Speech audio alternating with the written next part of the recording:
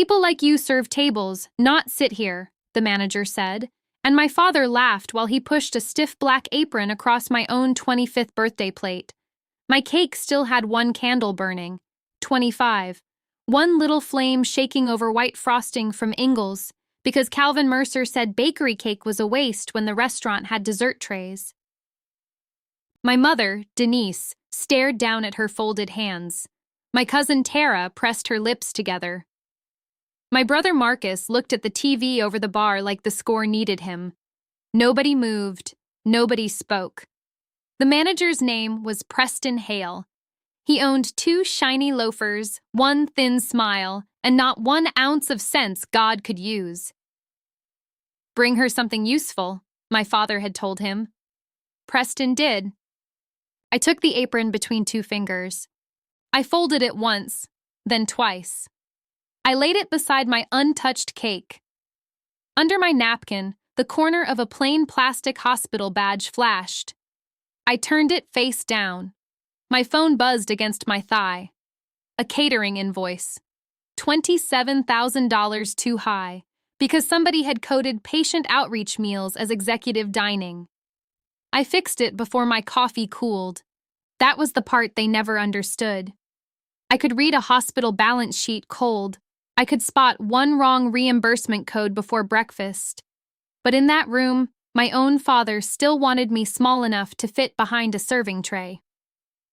Calvin had no idea that Apron would outlive his secret. He had no idea Naomi Bell was 3 blocks away with 3 hospital directors, a scanner, and the 1 badge my family had laughed at for years. He had no idea the locked wine room behind Briar Ash held more than Merlot.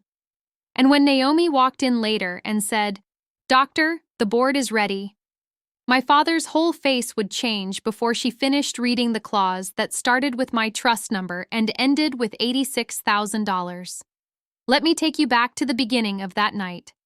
Briar Ash sat on South Sterling Street in Morganton, North Carolina, in a brick building that used to sell farm equipment before folks with mill money decided exposed beams made steak taste richer. My father loved telling that story. He told it to bankers, pastors, city councilmen, and any man wearing a blazer in August. He never told people who scrubbed the old grease trap the first year. That was my Aunt Laverne Langford. He never told them who loaned him the first $8,000. That was Aunt Laverne, too. And he surely never told them who kept the books straight when he got too proud to admit he didn't know the difference between gross sales and cash in the drawer. That was me, at 16, sitting at table 9 with algebra homework under a stack of invoices. I was deep brown, neat twist to my shoulders, navy dress, low heels. I looked like myself. That was enough to bother some people. My father stood at the head of the private dining room like a man accepting an award nobody had offered. He wore his gray suit with the silver tie my mother bought him for Easter. His cheeks shined from the heat lamps and attention. "Family," he said, lifting a glass of sweet tea. "We are gathered for Simone's birthday." A few people clapped, soft claps, polite claps, the kind that no trouble is nearby. My aunt's old church friend, Mrs. Alma Jenkins from Grace Ridge Baptist, sat near the door. She had brought me a card with $25 in it, because she said a woman should always have cash nobody knows about. Next to her was Deacon Paul Reese, who had known my grandfather when the hosiery mill still paid decent wages. My brother Marcus had brought his wife, Felicia, who spent most dinners counting who got praised and who did not. Then there was Tara, my cousin, Aunt Laverne's daughter in every way except blood, because Aunt Laverne had raised her after her mama left Burke County. Tara kept looking at me like she wanted to say something. She did not. Calvin tapped his fork against his glass. "Now, Simone has always been ambitious," he said. There it was. Ambitious. In my father's mouth, that word never meant hardworking. It meant inconvenient. He smiled at the donors near the fireplace. Mr. Hargrove from Blue Ridge Mutual, Mrs. Bellamy from the County Arts Board, 2 men from Charlotte who had not taken their coats off. They were not family, but Calvin had seated them at my birthday table anyway. "She's been busy with school," he said. "Some online thing." "It wasn't online," I said. My voice stayed even. "It was a doctorate in health systems leadership." Calvin waved his hand. "Same difference. Books and titles." Preston Hale chuckled by the sideboard. That was brave, considering the man once called me at 6:12 in the morning because he couldn't reconcile a vendor credit. My mother whispered, "Calvin." He ignored her. "And tonight," he said, "we celebrate my daughter coming back home, remembering where she came from, and maybe learning that real work happens right here." I looked at my plate: ribeye, medium, mashed potatoes, green beans cooked too long. My cake waited on a smaller plate above the fork. My birthday dinner had been set for 7. At 6:45, Calvin texted me that the private room was full and I might need to help out for a few minutes. I thought he meant check a bill. That was me still giving him credit. A dangerous habit. "Daddy," I said quietly, "why are donors at my birthday dinner?" He smiled without looking at me. "Because grown people understand opportunity." "And my seat?" He pointed to the side station. "We'll make room once service settles." My mother's eyes lifted then, just a little. I did not raise my voice. "You asked me to be here at 7, and you're here. I'm dressed for dinner. You're dressed fine for what we need." The room tightened. Preston picked up the apron from the back of a chair. It had briar ash stitched in gold thread. He held it out like he was doing me a favor. "Kitchen's short 2 runners," he said. "It happens." I looked at my father. Calvin leaned back and smiled. "Don't be too proud tonight, Simone." Too proud. That had been his other word for me since I was 12.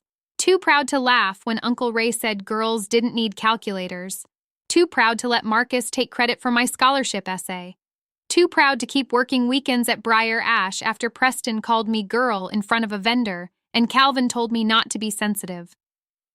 "People like you serve tables, not sit here," Preston said.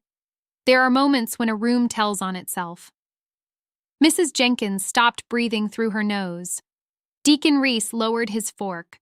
Tara's eyes filled with something hot. Marcus still did not look away from the TV. My father laughed. Not loud, not wild. Just enough. Enough to bless it.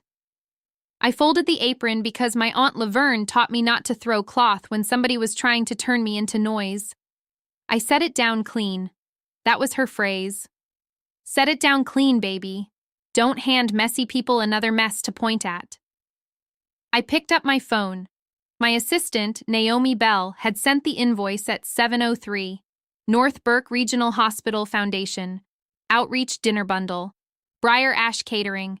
$31,480. I knew the number was wrong before I opened the attachment. 40 boxed meals, 3 fruit trays, coffee service, mileage, and 2 warming cabinets did not cost $31,000. Not in Morganton. Not if Jesus plated the meals himself. I scrolled once. There it was. Executive dining surcharge, $27,000.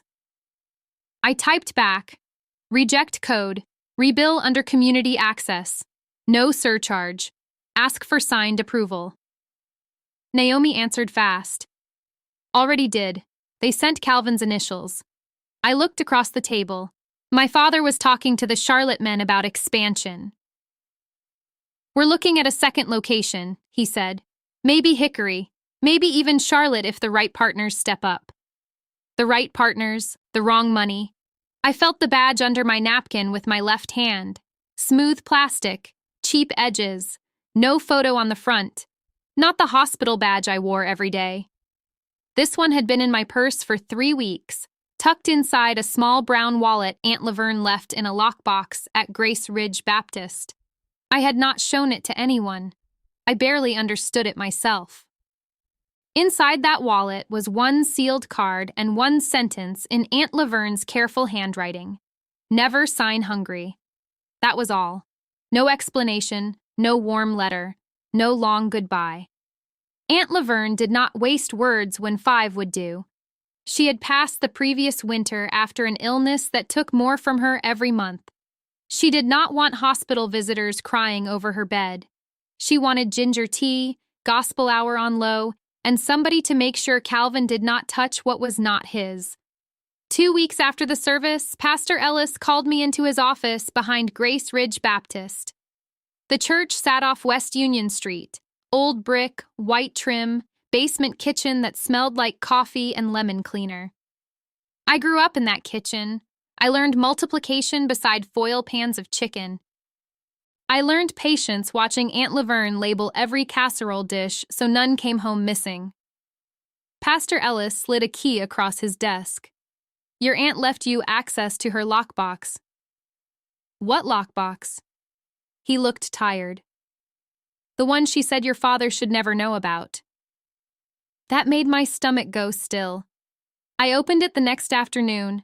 Inside were 3 things: the badge wallet, a folded picture of Aunt Laverne and me outside the old hosiery mill offices, and a deposit receipt for the Mercer Langford Community Health Fund.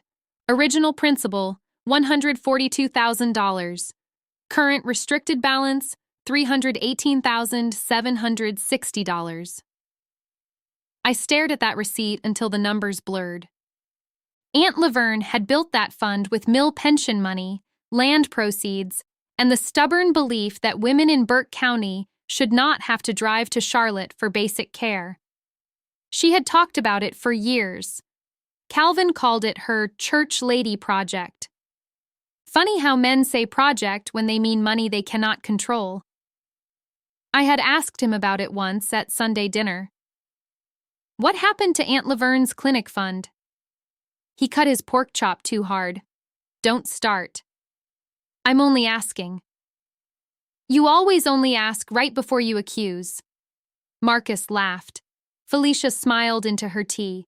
My mother stood up to refill a pitcher that wasn't empty. That was how questions died in our family. Somebody changed rooms. But after I found the receipt, questions started breathing again. I called Naomi because Naomi could find a paper trail inside a paper trail. She was 29, sharp as a fresh staple, and loyal to facts before feelings. She ran my calendar, cleaned my grant drafts, and kept receipts because she said receipts were just memory with a spine. Dr. Mercer, she said when she answered. I closed my eyes. I had only defended my dissertation 6 days earlier. The diploma had not even arrived. Don't do that, I said. I'm practicing. Practice quieter. No. Naomi Bell was 5'2" and impossible to bully. She had started as a temp in records. By March, she knew more about hospital contracting than men making 3 times her salary. I sent her the receipt. She called back in 11 minutes. Why is your family restaurant listed as a vendor under a maternal health access fund? I sat on my bed with my shoes still on. How listed? Small contracts, food service, meeting space, community events. Nothing huge at first. At first? She went quiet. That quiet had weight. What is it, Naomi? There's a transfer from last October, $86,000. For what? Kitchen's renovation support. I did not speak. She kept going. Attached to collateral language, I need more documents before I say anything firm. Collateral for what? Restaurant debt, maybe? Line of credit, maybe? I'm not guessing on this. I looked at the badge wallet on my dresser. Never sign hungry. Aunt Laverne had seen something. Maybe years before I did. Maybe before I was old enough to call theft by its government name. I want every invoice tied to Briar Ash, I said. Naomi exhaled. Already started. That was 3 weeks before my birthday. Now I sat at Briar Ash with my own cake cooling beside an apron while my father bragged about expansion on money that had been marked for clinic doors.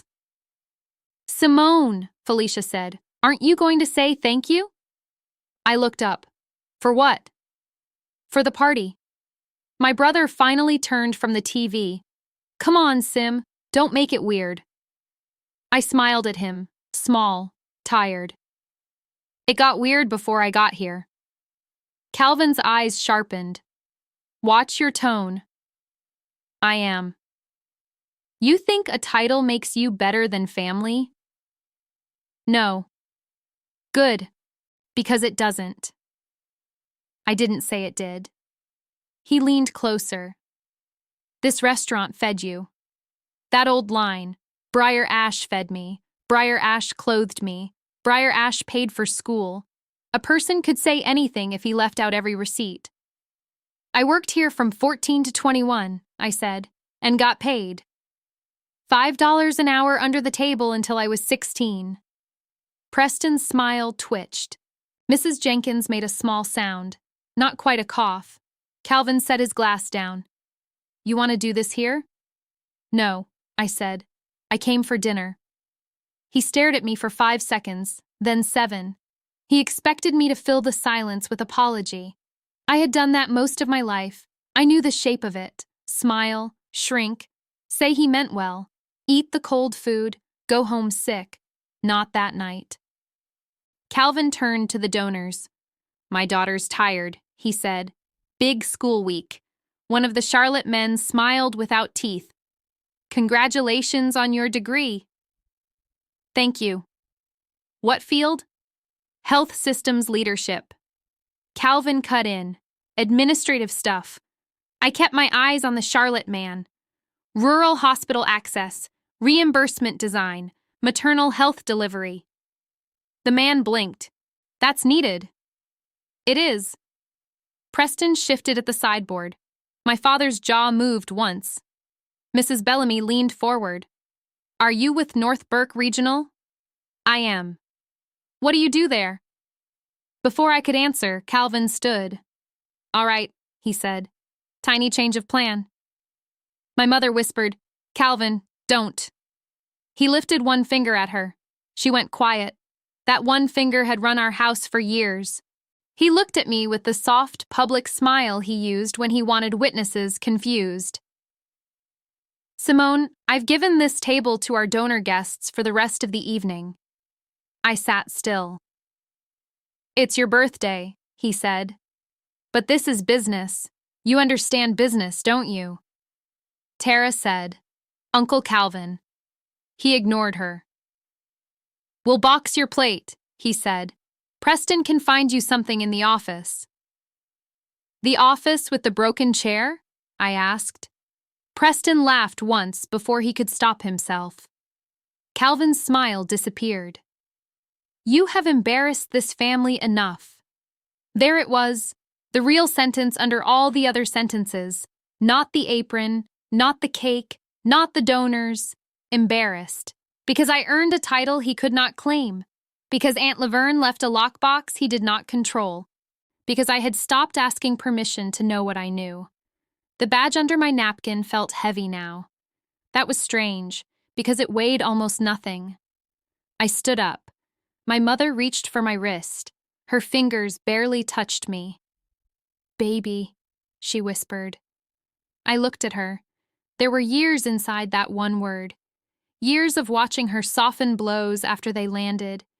Years of her saying he didn't mean it that way.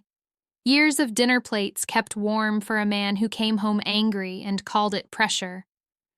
I'm okay, I said, and I meant it differently than she needed.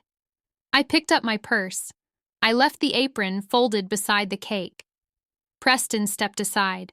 Calvin said, Don't walk out dramatic. I stopped at the door. I set it down clean. His face tightened because he knew the phrase. Aunt Laverne had used it on him more than once. Mrs. Jenkins looked at me then. Her eyes were wet, but her chin was up. Happy birthday, Dr. Mercer, she said. The room went so quiet the ice machine sounded rude. Calvin laughed again, but this time he was late. Doctor, he said. Lord Alma, don't encourage her. Mrs. Jenkins did not blink. I know what I said. I walked into the hallway before my hands could shake. The hall behind Briar Ash had brick walls and old framed pictures from Morganton festivals. Calvin shaking hands with the mayor. Calvin cutting ribbon at the patio opening. Calvin standing with Aunt Laverne outside the restaurant in 2012, one arm around her shoulders, both of them smiling like history had not already started keeping notes. The locked wine room sat at the end of that hall. I had passed that door 100 times. Dark wood, brass keypad. Preston kept the code. Calvin said it stored private inventory and sensitive business papers. At 16, I thought sensitive meant expensive wine. At 25, I knew men used that word when they were hiding paper from women. My phone buzzed again. Naomi. "Where are you?" she asked. "In the hallway." "Are you okay?" "Yes." "Don't say yes if you mean no." "I mean yes enough." She paused. 3 directors confirmed. They're 5 minutes out. I closed my eyes. The foundation board dinner was not supposed to be at Briar Ash that night. It had been scheduled at a hotel conference room near I-40. Then at 4 that afternoon, North Berk's facilities director called Naomi and said Calvin had offered his private room at no charge. Community goodwill, he called it. No charge from a man who charged $27,000 for air. Naomi did not like it. Neither did I. "Did you bring the packet?" I asked. "Yes." "The original invoice?" "Yes." "The trust summary?" "Yes." "The scanner?" "Girl, that meant yes." I almost laughed. Then she said, "Dr. Mercer, listen to me. I found something else." My throat tightened. What? The $86,000 transfer wasn't just a vendor payment. I looked at the wine room door. What was it? It references collateral. Same trust number as your badge wallet. Naomi. I know. I need the board system to pull the full clause. The trustee badge may open it. I looked down at my purse. The plain badge had seemed like a symbol, a keepsake. Maybe some old foundation access card Aunt Laverne forgot to explain. Now it felt like a key. What if it doesn't work? I asked. Naomi's voice softened. Then we keep going with what we have. Through the wall, I heard Calvin laughing again. You should have heard her, he was saying, acting like we owed her a throne. A man can borrow from a woman's future and still call her entitled. That takes practice. I walked toward the ladies' room. Not to cry. I did not cry. I needed the mirror. The restroom had black tile and brass fixtures Calvin bought during the renovation. He claimed the restaurant paid for itself. I set my purse on the counter. I washed my hands even though they were clean. Then I took out the badge wallet. Brown leather, worn corners. Aunt Laverne's initials pressed inside. LL. I opened it. The sealed trustee card sat behind cloudy plastic. Plain white. No picture. No title on the front except Mercer Langford Community Health Fund. Under it, my name. Simone Mercer. Not Calvin's, not Marcus's, mine. Behind the card was Aunt Laverne's note. Never sign hungry. I read it 3 times. Aunt Laverne used to say that when I rushed through homework to get supper. Never sign hungry, Simone. Hunger makes bad deals look like rescue. At 14, I thought she meant sandwiches. At 25, standing in my father's restaurant with an apron on my birthday plate, I understood enough to feel sick. Somebody had signed hungry. Maybe Calvin. Maybe somebody pretending to be me. Maybe both. The restroom door opened. Tara slipped in. She looked at my face, then at the wallet. What is that? I closed it. Something Aunt Laverne left me. Tara locked the door behind her. Then you need to know something. My heart kicked once. What? She swallowed. Uncle Calvin has been using her name. For what? I don't know all of it. Tara. He made me notarize papers last year. I stared at her. Tara worked at a shipping office near the old mill. Notary stamp, small desk, bad lighting. Calvin loved using family when he wanted cheap obedience. What papers? She wasn't there. Aunt Laverne? Tara shook her head. My skin went cold. He said she was too sick to come in, Tara whispered. He said she already agreed. He had her signature on the forms. I stamped them because he said it was restaurant insurance. I gripped the counter. What date? October 9th, $86,000. October. Kitchen renovation. Never sign hungry. Tara started crying quietly. I'm sorry. I looked at her in the mirror. She was 26 and still scared of disappointing a man who had used her fear like office equipment. Did you keep a copy? She nodded. Where? In my car. Go get it. Now? Now. What are you going to do? I put Aunt Laverne's wallet back in my purse. I'm going to ask one clean question. Tara wiped her face. Ask who? My father. When I walked back into the private room, Calvin had moved my cake to the sideboard. My chair was gone. Not moved. Gone. Preston had taken it out of the room. That is a small thing until it happens to you. Then it is not small at all. The donors filled the table now. My mother sat near the far wall with her purse in her lap. Marcus was eating my potatoes. Felicia was talking to Mrs. Bellamy like they had been friends for years. Calvin saw me and smiled. There she is. I stood by the empty space where my chair had been. I have a question. He sighed for the room. Of course you do. I took my phone out and opened the invoice Naomi sent. Why did a hospital community health fund pay Briar Ash $86,000 for kitchen renovation? The table changed. Not loudly, just enough. Marcus stopped chewing. Felicia's fork touched her plate. Preston looked at Calvin before remembering not to. Calvin's eyes went flat. What did you say? I asked why a restricted health fund paid for your freezer. One of the Charlotte men set down his glass. Calvin stood slowly. This is not the time. It seems connected to tonight. No, it seems like you digging where you don't belong. Belong, I said. That word sat between us. He had built the whole evening around it. Who belonged at the table? Who belonged in an apron? Who belonged near money? Who belonged near records? I looked at Preston. Did the fund pay for the walk-in freezer? He opened his mouth. Calvin snapped. Preston. Preston closed it. There. Panic does not always shout. Sometimes it obeys too fast. I turned back to my father. October 9th, I said. $86,000. Kitchen renovation support. Attached to collateral language. His face held, his neck did not. A pulse beat hard above his collar. You don't know what you're reading, he said. I usually do. That landed. For the first time all night, nobody laughed. My mother stood up. Calvin, what is she talking about? Sit down, Denise. She did not.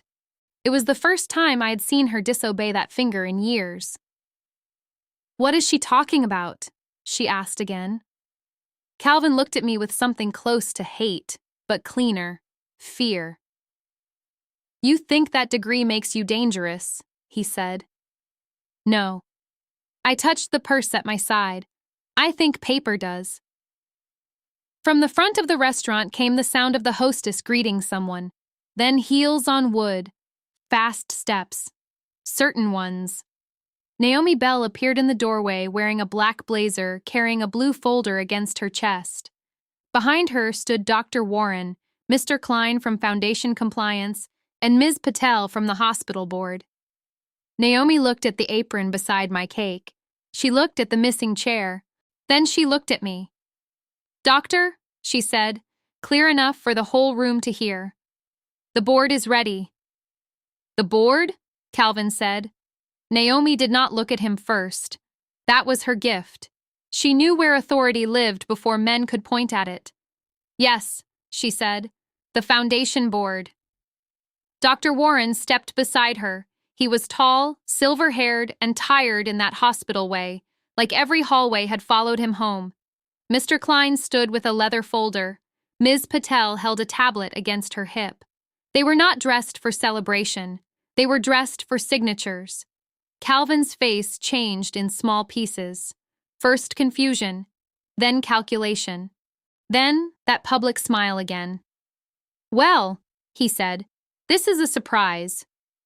"It was on the calendar," Naomi said. "No," Calvin said. "The hotel was on the calendar." "The venue changed," Ms. Patel said. "You offered this room." Calvin spread his hands. "For hospitality." Naomi's eyes moved to the apron. "That's one word." Marcus set his fork down too hard. "Who is she?" "My assistant," I said. Naomi stepped in. "Naomi Bell, Executive Administrative Specialist, North Burke Regional." "Assistant," Marcus said, like he had found the smaller word. Naomi smiled at him. "Correct." That smile had no heat. It just closed the door. Dr. Warren looked at me. "Dr. Mercer, do you want a moment?" My father laughed once. There it is again. "Doctor." Warren turned to him. "There what is?" "That little title." "It's her title," Dr. Warren said. "She's my daughter. She's still a doctor." The donors watched him say it. My mother watched him say it. Preston watched from the sideboard with both hands folded in front of him, looking younger than he had all night. "Doctor?" I had heard it in offices. I had seen it printed in emails. I had corrected men who called every male resident doctor and every woman by her first name. But in Briar Ash, in front of Calvin Mercer, that word had weight. My father heard it too. He looked at the three directors. "We're in the middle of a private family function." "Mr." Klein glanced at the table. "This room was reserved for foundation business at 7:30. "It's 7:20, Calvin said. "It's 7:32, Naomi said. Calvin turned on her. "Nobody asked you." I took one step forward. "I did." His eyes cut back to me. "You want to embarrass yourself in front of these people?" I'm already standing in my own birthday dinner without a chair. Mrs. Bellamy made a small sound. One of the Charlotte men looked at the floor. Calvin pointed at the sideboard. "Preston, bring her chair back." Preston did not move. "Preston." Naomi said, "No need." She crossed the room, pulled a chair from the wall, and set it at the head corner of the table. Not the middle, not a throne. Just a seat where I could see the door, the directors, and my father. "Doctor," she said. I sat. That was the first loss of the night that felt like a choice. Calvin stayed standing. "This is absurd." Ms. Patel tapped her tablet awake. "We need to confirm trustee attendance." "Trustee?" Marcus said. Felicia's eyes slid to my purse. My mother whispered, "Simone?" I put the brown wallet on the table, closed. Calvin looked at it. Just once, then away. That told me more than the invoice had. Ms. Patel said, "The Mercer-Langford Community Health Fund requires a voting trustee for restricted disbursement review." Calvin cleared his throat. "Laverne's seat is vacant." "Mr." Klein opened his folder. "Not according to the succession instrument." "That's wrong," Calvin said. "It was certified in June," Mr. Klein said. "She was sick." "That doesn't void it." "You don't know this family." "No," Mr. Klein said. "I know the document." Calvin's mouth tightened. Document. Men like Calvin loved paper when it made them look rich. Men like Calvin hated paper when it remembered. Dr. Warren took the empty chair beside me. "Simone, have you activated the trustee credential?" "No." Naomi's eyes flickered. She had found something, not everything, enough. Ms. Patel set a small scanner on the white tablecloth. It was no bigger than a phone charger, with a green light blinking at one end. Calvin smiled. We're scanning badges in restaurants now? We scan trustee credentials wherever board business occurs, Ms. Patel said. This is my restaurant. And you invited us here. He had no answer for that one. I opened the wallet. The card inside caught the overhead light. Plain white. Mercer Langford Community Health Fund. Simone Mercer. I felt every eye land on my hand. A plain card can become loud if the right room sees it. Calvin said, Simone. I looked at him. Don't do this, he said. It was not an order. Not yet. Do what? Turn a family matter into a circus. You made my birthday a vendor meeting. Because you don't respect boundaries. I touched the edge of the card. I respect them fine. Naomi stepped closer. Doctor. Mercer. My father's face hardened. Stop calling her that. Naomi did not blink. No. The room held still. Marcus stood up. Who do you think you're talking to? Naomi looked him over. A man eating someone else's potatoes. Preston turned his face toward the wall. Mrs. Jenkins lowered her eyes, but I saw her mouth move. She was praying or trying not to laugh. Maybe both. Marcus sat back down. Calvin took one slow breath. This is not happening here. Ms. Patel said, Then the meeting can move. To where? Calvin asked. The bar area is public enough. The donors looked toward the door. Calvin hated the bar for anything serious. Too much foot traffic, too many servers, too many people from Morganton who knew his name and did not owe him silence. He glanced at me again. Fine. 5 minutes. Dr. Warren said, We can begin now. Calvin leaned down toward me. His voice dropped. You're making a mistake. I kept my hand on the wallet. Maybe. Your aunt wanted peace. No, I said. She wanted a clinic. He froze. There it was. The second thing Naomi had brought in that blue folder. Not just the money, not just the freezer, not just my father's debt dressed up as community service. Aunt Laverne had not saved for a plaque. She had saved for exam rooms. My mother's hand went to her chest. What clinic? I looked at her. Burke County Maternal Access, Grace Ridge Corridor, prenatal care, postpartum checks, transport vouchers. That was real? Mrs. Jenkins said. Yes, ma'am. She sat back. Laverne talked about that at Bible study.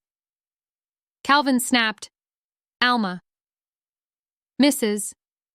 Jenkins looked at him. She did. She talked about many things.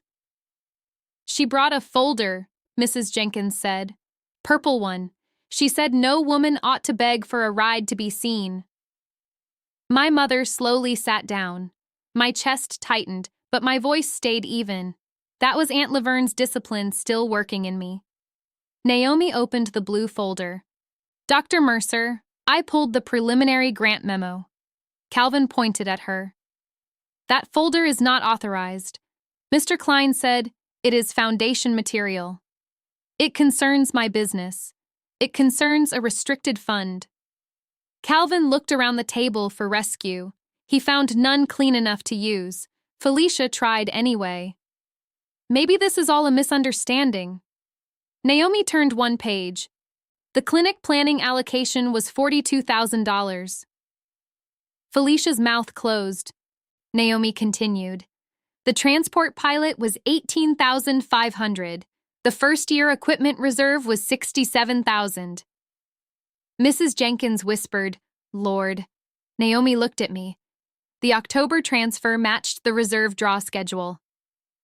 Kitchen's renovation support, I said. Yes. Dr. Warren's jaw tightened. That reserve was tied to the mobile ultrasound grant. I had known it would be bad. I had not known it would be that.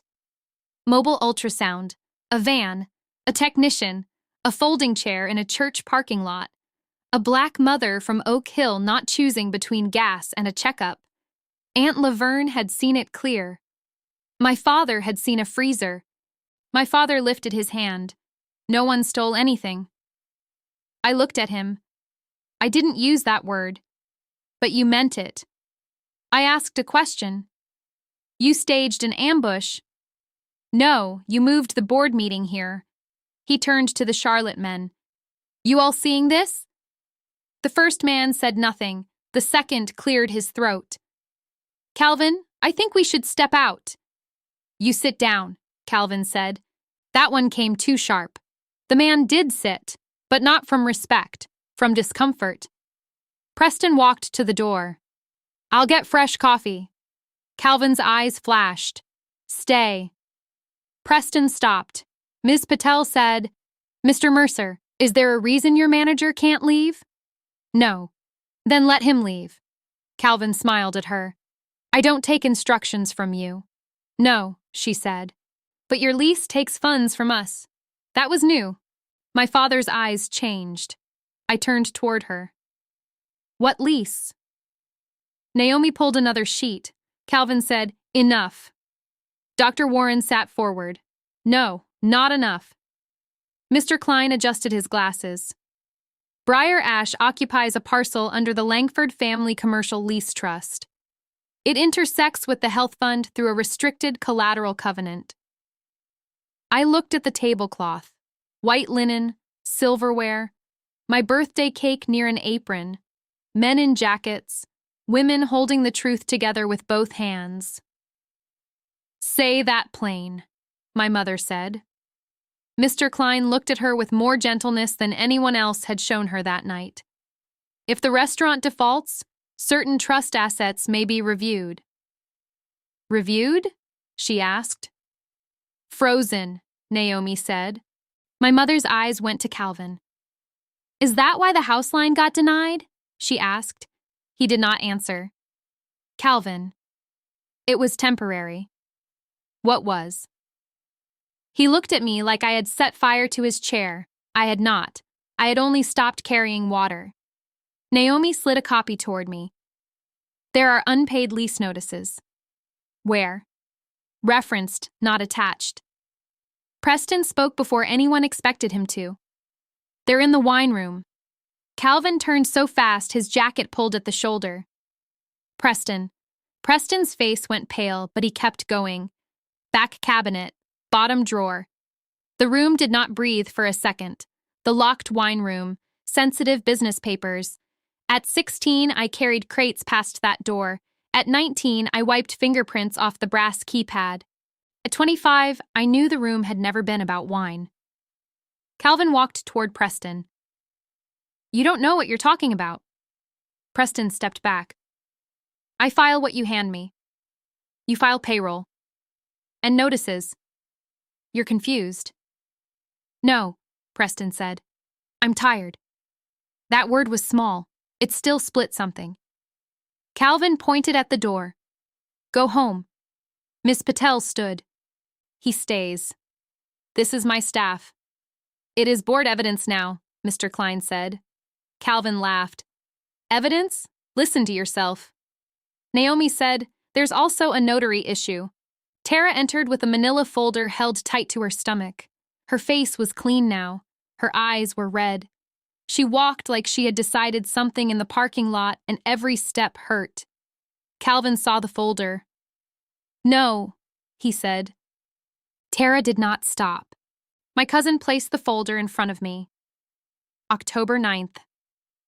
Felicia whispered, Tara, don't. Tara looked at her. You knew he made me notarize it. Felicia's lips parted. Marcus stared at his wife. You knew what? She said it was insurance, Tara said. You heard her. Felicia looked at Calvin first, not Marcus, not me. Calvin said, This family loves drama. Tara shook her head. No, Uncle Calvin. This family loves quiet. I opened the folder. There was a copy of a notarized affidavit. Aunt Laverne Langford's printed name. A signature I had seen on birthday cards and church donation envelopes. But this one sat wrong. Too careful at the start, too weak at the end. Not hers. There was a collateral authorization form. Fund number. Date. Restaurant improvement language. Trustee attestation. And there, near the bottom, was a line that made my stomach go cold. Simone Mercer, Contingent Voting Trustee. My name, not my signature, not even close. I did not speak for a moment. That silence did what shouting could not. My father said, "You don't know what you're looking at." I looked up. That's not my signature. You signed differently under pressure. I didn't sign it. You were at school. You gave verbal consent. No. You don't remember. I remember October 9th. He sneered. Of course you do. I was in Charlotte. So? At the Maternal Access Symposium. His face stayed fixed. I presented at 9:15, I said. I was on a panel at noon.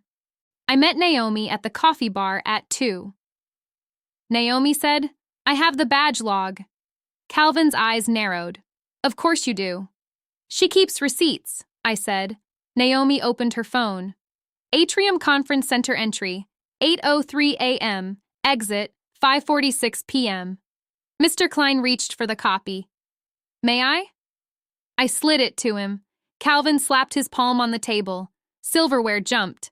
My mother flinched. I hated that I saw it. I hated more that I recognized it. Dr. Warren stood. Mr. Mercer. Calvin lowered his voice. Don't touch my family papers. Mr. Klein kept his hand still. This is a foundation-related document. It is private. It stopped being private when it touched restricted funds. Calvin looked at me. You think these people care about you? I met his eyes.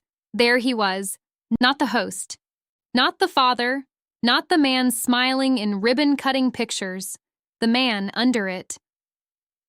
You think that hospital wants a girl from South Sterling making decisions? He said. You think they don't see what you are when you walk in? The room went hard. My deep brown skin did not become new because he said it ugly. My twists did not become less neat. My degree did not shrink. Grace Ridge Baptist did not disappear from my shoulders. The mill streets that raised me did not bow their heads. They were all there with me. My mother whispered, Calvin. He pointed at me. She got a title and forgot she's still a black girl from the back side of this town. Nobody moved. Not one fork. Not one glass. Then Mrs. Jenkins stood up. She was 71, church small, and stronger than anyone at that table had expected. Laverne was a black woman from this town too, she said, and you spent her money just fine. Calvin stared at her. Mrs. Jenkins kept her purse hooked on her arm.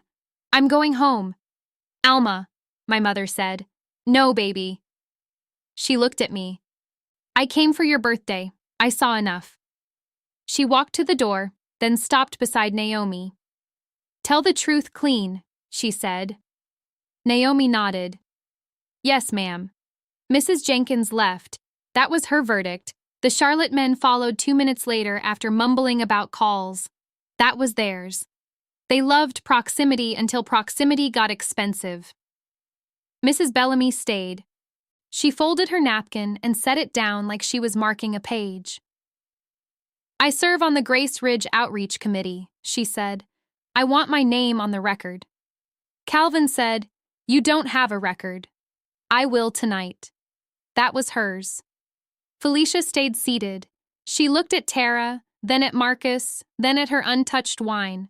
Her verdict was fear with good earrings. Marcus stood behind Calvin because habit is a chain if you polish it enough. My mother sat very still. I could not read hers yet. Ms. Patel placed the scanner in front of me. Dr. Mercer, this credential can confirm your trustee status. It may also pull associated restrictions. Calvin said, She doesn't understand legal authority. Mr. Klein said, I can explain it. I wasn't asking you. I touched the card again. The green scanner light blinked. One tap and the record might open. One tap and the room might move from suspicion to something heavier. But this was not the time to detonate everything. Not yet. The fund had a board process. The document had to be certified. Tara's copy had to be logged. Preston's wine room notices had to be secured without Calvin pocketing the worst pages on his way out. I knew systems. I knew what sloppy victory cost. So I closed the wallet. Calvin smiled, thinking I had backed down. There are men who mistake discipline for surrender because surrender is the only discipline they taught. I looked at Ms. Patel. Before I scan it, I want the meeting moved to the main dining room. Calvin's smile died. Naomi looked at me, and I saw the answer pass through her eyes. She understood. Public enough, documented enough, no corner room, no family fog, no missing chair. Dr. Warren nodded. Agreed. Calvin said, absolutely not. Ms. Patel picked up the scanner. Then we suspend the meeting and notify compliance tonight. Mr. Klein added, and request a preservation hold. Calvin said, over a family disagreement? Naomi tapped Tara's folder. Over an alleged forged trustee consent. Tara closed her eyes. I said, Naomi. She looked at me. Log it as disputed consent. Naomi nodded. Disputed consent. Calvin laughed under his breath. Listen to you, softening it. No, I said, making it stick. He had nothing quick for that. Preston moved toward the hall again. I'll open the wine room. Calvin blocked him. No, you won't. Doctor. Warren stepped closer. Mr. Mercer, don't interfere. This is insane. Ms. Patel turned to Naomi. Call security. Calvin's head snapped toward her. Security? In my restaurant? Hospital security can preserve board materials, she said. Your staff called this a foundation meeting. Naomi already had her phone out. Preston swallowed. The code is Laverne's birthday. My father looked at him like Preston had slapped him in church. 9145, Preston said. Aunt Laverne had been born September 14th, 1945. Calvin had used her birthday to lock away the paper he took from her. I stood slowly. Preston, I said. Walk with Mr. Klein. Mr. Klein closed Tara's folder. I'll observe only. No, Calvin said. Nobody goes in there. The main dining room noise drifted through the doorway. Plates, low talk, a baby laughing near the front booth. Briar Ash kept serving steaks, while the truth waited in the hall. That felt right. Businesses do that. Families, too. They keep serving. Calvin lowered his voice. Simone, stop. I looked at him. Why? Because you don't know what you'll break. I thought about the transport vouchers. $18,500. I thought about the ultrasound reserve. $67,000. I thought about the $86,000 that became tile, brass fixtures, and a walk-in freezer. I thought about the $5 an hour he paid me in cash after school, then called it family training. I thought about my mother's quiet, Tara's stamp, Preston's fear, Aunt Laverne's purple folder at Bible study. What's already broken? I asked. He stared at me. Nobody moved until Tara did. She picked up her notary journal from the folder and held it out. I wrote the time, she said. 7:10 p.m. Mr. Klein took it carefully. Thank you. Tara looked at me. I should have asked more. Yes, I said. She nodded once. She could live with that better than comfort. Naomi came back from her call. Security is 3 minutes out. From where? Marcus asked. North Burke Outpatient Office, she said. They were already near South Sterling. Calvin turned to Marcus. Do something. Marcus stood, but his face had changed. Dad, he said. What did you sign? Calvin's hand dropped. It was the first time Marcus had asked him anything real all night. Don't start, Calvin said. Marcus looked at Felicia. What did you know? Felicia whispered. Not that much. That much, I repeated. She looked at me with tears shining, but I had no room for them. How much is that much? Marcus asked. Felicia pressed her lips together. Calvin answered for her. Enough to know family business stays family business. No, my mother said. That word came from the far wall, small, clear. Everyone turned. My mother stood again. Her purse was still in her hands, clutched so tight the clasp had left marks in her palm. No, she said again. Not this. Calvin's face softened in warning. Denise. She shook her head. I sat through enough. He pointed at her chair, not sharp this time, almost pleading. Sit down. She looked at his finger, then at his face. No. The room heard it. So did he. My mother walked to the sideboard, picked up the folded apron, and brought it to me. For a second, I thought she was going to apologize. She did not. She set the apron on the table between us. I washed these for years, she said. I know which stains come out. Calvin whispered, Don't. She kept her eyes on me. And which don't?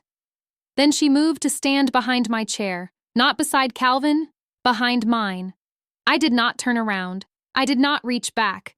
I just breathed once through my nose and let the room see where she had chosen to stand. Naomi's phone buzzed. She checked the screen.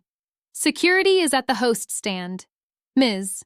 Patel picked up the scanner and her tablet. We'll move to the main dining room. Calvin said, My guests are eating. Dr. Warren looked at the half-empty table. Your guests left. That landed harder than he meant it to. Loss has an inventory. The donors, the room, the story, control, gone. Preston opened the door and stepped into the hall. Mr. Klein followed him. Tara went with them, holding the notary journal copy like it might fall apart. Naomi waited for me. My father stood alone at the head of the table he had taken from me. Simone, he said. I looked back. For one breath, he almost looked like the man who taught me to count change at the register. Quarters stacked in fours, tens facing the same way. Don't let anybody rush your drawer, baby girl. Then his eyes moved to the badge wallet, and the old hunger came back. You scan that card, he said. You don't come back from it. I picked up the apron with 2 fingers and folded it once more, clean edge to clean edge. I know, I said. Then I tucked Aunt Laverne's wallet under my arm and walked with Naomi toward the main dining room, where the scanner light was still blinking green. The main dining room at Briar Ash looked smaller when I stepped into it with everyone watching.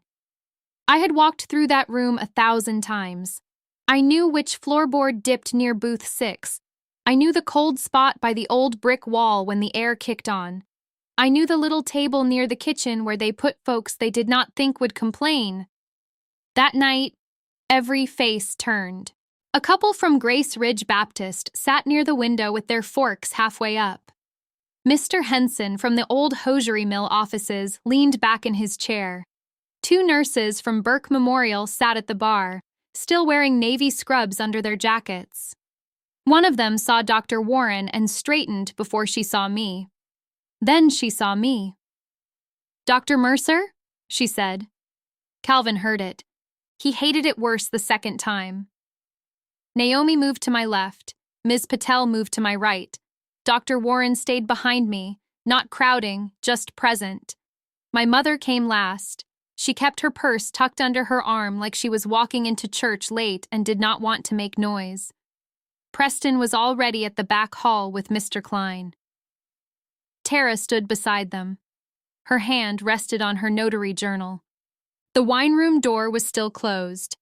Calvin stepped out behind us and smiled at the dining room. Ladies and gentlemen, he said, we apologize for the interruption. That was my father. A room could be burning, and he would ask if anyone wanted sweet tea. Ms. Patel raised her tablet. This meeting concerns the Mercer Langford Community Health Fund. We'll need a clear table. The hostess froze by the stand. Preston said, use table 12. Calvin turned. No. Preston's voice shook, but he kept it standing. It's already set. Table 12 was in the center of the room, not by the kitchen, not tucked behind the brick column. Center. For years, that table had been reserved for the people Calvin wanted photographed. County men, bank men, donors with soft hands and names on plaques. I had wiped steak sauce from that table at 16 while Calvin told me a black girl who learned patience could always find work. Work. That word came back to me as I walked to table 12. I set the folded apron down first. Not the badge, not the folder, the apron. Calvin's face went tight. A few people looked at it and then at me. Good. Let them see the order. Let them see what came before the title. Ms. Patel placed the scanner beside the bread plate. Naomi opened her laptop. Dr. Warren pulled out a chair for my mother. She hesitated, then sat. Denise, Calvin said. My mother did not look at him. Mr. Klein came from the hall. The wine room is still locked. Preston held out a small ring. The keypad works. The key is backup. Calvin said, that's company property. Mr. Klein looked at him. The notices are tied to foundation collateral. You don't know what's in there. That's why we're asking. I looked at Preston. Open it. Calvin took one step forward. Security arrived before he took the second. Two men in dark jackets came through the front. One was Mr. Alvarez from Burke Memorial. I knew him from late-night board meetings when people got loud about parking. The other was younger, with a radio clipped at his shoulder. Mr. Alvarez nodded to me. Doctor. That third time landed quiet. Calvin looked around the room like someone had moved the walls. This is my restaurant, he said. Mr. Alvarez said, yes, sir, we're here to preserve materials. On whose authority? Ms. Patel lifted her badge. Foundation Counsel. Calvin laughed. Hospital lawyers in a steakhouse? That's where we are now? Dr. Warren said, we're in a public meeting, you moved here. That was the part he could not talk around. Preston went to the wine room door. His hand hovered over the keypad. Preston, Calvin said. Preston closed his eyes for 1 second. Then he pressed the numbers. 9, 1, 4, 5. The lock clicked. I did not move. I wanted to. My body wanted that door like my mind wanted air. But I stayed at table 12 because I understood something Calvin did not. The person who runs after the paper looks desperate. The person who waits for it looks lawful. Mr. Klein entered with Preston. Tara followed. Mr. Alvarez stood in the doorway. The dining room did not go back to normal. Forks stayed down. Conversations dropped. The kitchen bell rang twice and nobody came for the plates. Calvin leaned close to me. You're embarrassing your mother. I looked at him. She can hear you. My mother's voice came from behind the apron. I can. He straightened. Naomi glanced at me, then back at her laptop. I've started the log. Calvin said, you log too much. Naomi did not look up. That's why you're worried.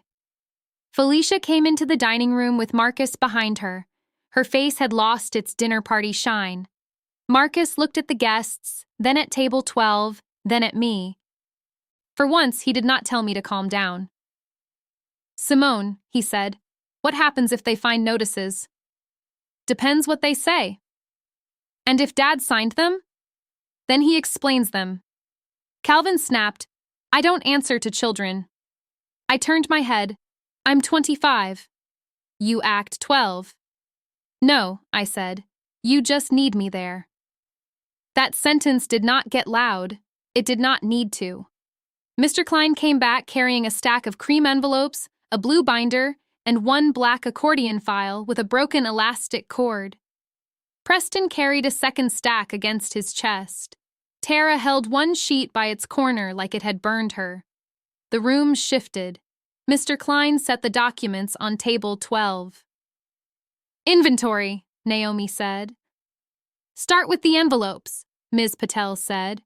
Mr. Klein read the first label. Langford Commercial Lease Trust. Notice of delinquency. May 17th. Naomi typed. Mr. Klein opened the next. Notice of default. June 28th. Naomi typed again. The third envelope was thicker. Mr. Klein's face changed before his voice did. Final demand. August 12th. Amount due, $31,480. A woman at the bar whispered, Lord. Calvin said, restaurant cycles are normal. Ms. Patel said, restricted collateral cycles are not. Mr. Klein opened the blue binder. Inside were invoices, not hospital invoices, restaurant invoices, tile, refrigeration, brass rail, custom bar shelving. A walk-in freezer unit marked $14,900. Labor marked $22,300. Fixtures marked $9,650. Naomi looked at me. I said, read the vendor. Mr. Klein looked down. South Sterling Facilities Group. Dr. Warren frowned.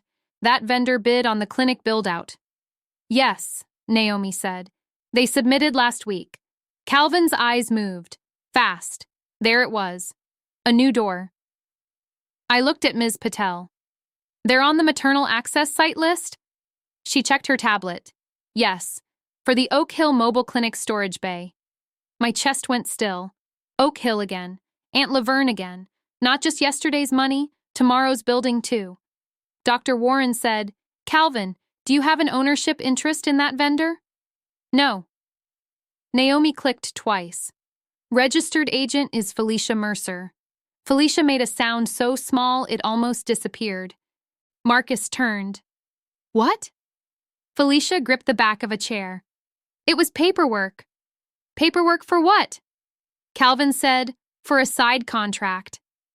Marcus stared at him. With my wife's name? She had better credit. Felicia whispered, You said it wouldn't touch the hospital. Ms. Patel's pen stopped. Say that again.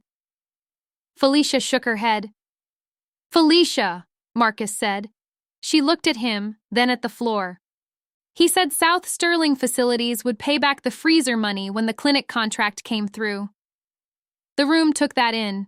My father had not only moved money from a van that had not rolled yet, he had planned to refill it with the next contract. Use the mothers twice, first as collateral, then as cover. I set my palm flat on the table. I set it down clean. Calvin pointed at Felicia. You don't understand business. She looked up with tears in her eyes. I understood enough to sign where you told me. Then own it. Marcus stepped between them. Don't. Calvin's mouth twisted. Now you're brave? Marcus did not answer right away. He looked at me, and I saw shame hit him in pieces. Not enough to fix him, enough to slow him. I'm late, he said. But I'm asking now. That's not loyalty, Calvin said. No, Marcus said. It's math. That almost made me laugh. He had learned that word from Calvin. Math. Numbers as a weapon. Numbers as a sermon. Numbers as proof that somebody else had to sacrifice. Mr. Klein opened the black accordion file. There are copies of personal guarantees. Calvin reached for it. Mr. Alvarez stepped closer. Sir. Calvin froze. His hand stayed in the air, then lowered. Mr. Klein read the first page silently. His eyebrows pulled together. This guarantee references Simone Mercer as contingent voting trustee. Forged, Naomi said. Disputed, I corrected. She nodded. Disputed. Calvin looked at me. Still playing nice? No, I said, playing careful. Mr. Klein turned another page. There's a letter from Laverne Langford. My breath caught before I could stop it.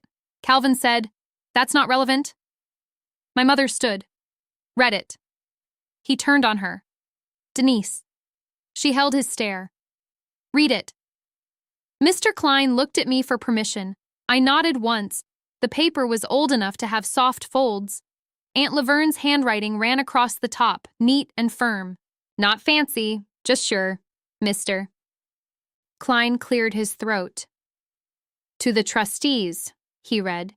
If Calvin Mercer asks for emergency authority, make him put every number beside every need. Calvin looked away.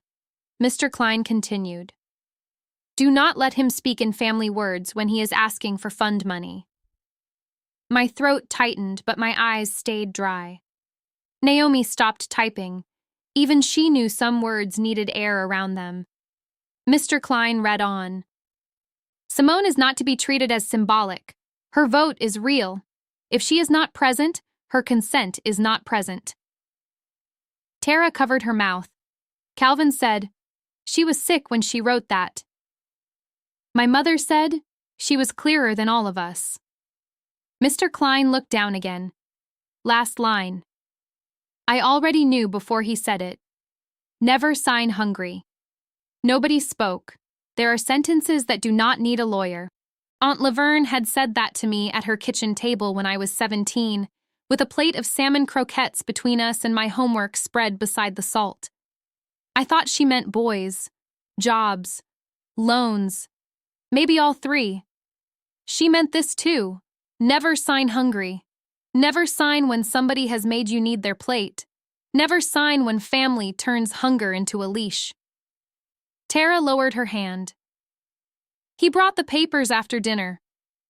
Calvin barked, Stop talking. No, she said. That was the second no of the night that mattered. Tara stood beside table 12 with her chin shaking. He brought them to Felicia's house. He said Aunt Laverne had approved it before she passed. He said Simone was too busy being important in Charlotte. Felicia whispered, Tara. No, Tara said. You can be quiet if you want. I'm done. Mr. Klein asked, Did you see Simone sign? No. Did you speak to her? No. Did Calvin present identification? Tara looked at my father. He had a copy of her hospital badge. Naomi's head came up. My hand moved to Aunt Laverne's wallet. Not all the way. Just enough. Calvin saw it. His face changed again. This time it was not anger. It was calculation. He had used a copy. He did not know I had the original trustee card. He knew enough to fear the wallet, but not enough to know why. That was the false bottom. Ms. Patel said, A copy of which badge? Tara swallowed. Plain plastic. No photo. It had a trustee number. Naomi's voice stayed level. The credential wallet was sealed until tonight. Tara looked confused. Then what did I notarize? Mr. Klein turned through the file. Here. He lifted a photocopy. It was my hospital access badge from Burke Memorial, not the trustee credential. The everyday one. The one I used to get into conference rooms and staff elevators. Someone had copied the front and covered the job line with a strip of paper before making the second copy. The room went quiet in a new way. Naomi leaned in. That's altered.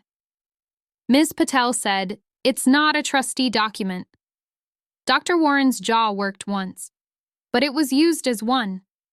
Calvin smiled, small, mean, relieved. You can't prove who altered what, he said. And there it was, his little opening. He had found a gap and crawled inside it. Felicia looked at him like she was seeing the floor under the rug for the first time. Marcus said, Dad. Calvin lifted both hands. What? We're all just asking questions. I knew that tone. I had heard it when he shorted a server's overtime. I had heard it when he told my mother a bill had been paid. I had heard it when he said my doctorate was a piece of paper unless it bought something useful. Questions. Men like him loved questions when answers started circling back. Naomi looked at me. We can scan the trustee card now. Ms. Patel nodded. It will establish the active credential. I touched the wallet with my fingertips. The scanner light blinked green again. Calvin watched my hand. So did half the dining room. I could have done it then. I could have opened the trustee record in front of everyone. I could have let Naomi read the clause that tied his name to mine and Aunt Laverne's fund. The room was ready for it. So was he, in the way a man braces when he knows the slap is coming. That was why I did not give it to him. Not yet. I looked at Mr. Klein. What else is in the file? Calvin blinked. Naomi looked at me once, and then she understood. If we scanned first, he would make the night about my authority. If we finished the file first, he had to sit inside his own paper. Mr. Klein turned another section. Email printouts. From who? Dr. Warren asked. Mr. Klein read. Calvin Mercer to South Sterling Facilities Group. Felicia whispered, That's me. No, Naomi said. That's the registered entity. Mr. Klein read the subject line. Clinic Storage Bay bid. Calvin said, That's unrelated. Dr. Warren leaned forward. Read it. Mr. Klein read only the lines that mattered. Once the Oak Hill contract clears, move 20% back through Breyer vendor credit. Keep invoice language general. Do not mention freezer. A soft sound moved through the dining room, not a gasp. Worse, understanding. Dr. Warren took off his glasses. That's a kickback structure. Calvin laughed. That's an ugly word. So is fraud, Ms. Patel said. He pointed at her. Careful. She did not blink. You first. The younger security officer shifted, but Mr. Alvarez lifted one hand. Calm, watchful. I looked at the nurses at the bar. One of them had her phone face down beside her water. Good. Nobody needed a video circus. We needed witnesses, not noise. Mrs. Bellamy stepped up from the side, still wearing her pearl earrings and the navy suit she wore to church finance meetings. I want my name attached, she said. Naomi turned to her. As witness? Yes. Calvin scoffed. You don't even know what you heard. Mrs. Bellamy looked at him. I heard enough to know why Oak Hill still doesn't have weekend screenings. That hit a different part of the room. A man near the window looked down. A woman with a baby carrier pulled it closer with her foot. My deep brown hand stayed on the table beside that apron, and I thought of every woman who had filled out a form in a church basement while somebody told her the van was coming soon. Soon. That word had cost people gas money, missed work, worry, shame they did not deserve. Ms. Patel said, Dr. Mercer, the Foundation can suspend vendor review immediately based on conflict concerns. Calvin snapped, She doesn't control the Foundation. No, Ms. Patel said, but she controls whether her trustee credential is activated in this matter. Calvin looked at me. You hear that? They're using you. I looked at the apron. People use what they think is available, I said. He leaned over the table. And you made yourself available the minute you came back here needing family. There it was again, the old shape. If I came home, I needed him. If I stayed away, I was proud. If I succeeded, I was ungrateful. If I helped, I owed more. I turned to my mother. Did you know about South Sterling Facilities? No. Felicia made a small sound. My mother looked at her. Did you? Felicia wiped under one eye. I knew my name was on it. I didn't know he sent that email. Marcus said, You didn't tell me. You don't listen when it's about your father. He flinched because it was true. Calvin clapped once, not loud, but sharp. Wonderful. Everybody gets a little speech. Doctor, Warren said, This meeting is still in order. Meeting? Calvin said. This is a family execution. No, I said. This is minutes. Naomi typed the word before anybody else moved. Minutes. That made Calvin's face flush. He could fight tears. He could fight anger. He could fight my title. He could not fight a record as easily. A record did not get tired. A record did not feel guilty on Sunday morning. A record did not lower its voice because company was over. Mr. Klein pulled the last item from the accordion file. It was a small yellow receipt stapled to a copy of a cashier's check. He read the amount. $86,000. The number returned to the room like it had been waiting in the hall. Naomi said, "Payee?" Briar Ash Holdings. Dr. Warren said, "Date? October 10th. Naomi looked up. The day after the disputed consent. Tara closed her eyes again. Calvin said nothing. That was the first wise thing he had done. Ms. Patel turned her tablet toward me. "Doctor, we have enough to pause all related activity. The trustee scan can wait until we secure the file." Calvin looked relieved too fast. I saw it. Naomi saw it. Ms. Patel saw it. My father had been scared of the scan, yes. But he was also scared of something else in that record. Something not in the wine room. Something attached to the trustee number itself. I picked up Aunt Laverne's wallet. Calvin's jaw tightened. I did not open it. I only held it. "Naomi," I said, "what happens if a trustee credential has a restriction note?" She clicked through her system. "It flags before the full record opens. Can it show the flag without opening the collateral clause?" "Yes." Calvin said, "No. That was too quick." Dr. Warren looked at him. "Why not?" Calvin stepped back. "Because this is theater." I looked at Ms. Patel. "Can we read only the restriction header?" "Yes," she said. "That's a partial credential check." Naomi's hands settled over the keyboard. "It won't display the full agreement." "Do it," I said. Calvin moved. Mr. Alvarez stepped in front of him. "Sir," he said, "stay where you are. For 1 second, I thought my father might make the worst choice a man can make in public. Then he saw the room. He saw the nurses, Mrs. Bellamy, my mother, Marcus, Felicia, Tara, Preston by the hall. He saw table 12 covered with paper he had hidden behind wine bottles. He stopped. I opened the badge wallet. The trustee card sat inside its clear sleeve, plain and almost ugly. No gold seal, no pretty lettering, just my name, a trustee number, and a strip on the back that could wake up a whole system. I pulled it out. Calvin whispered, "Simone."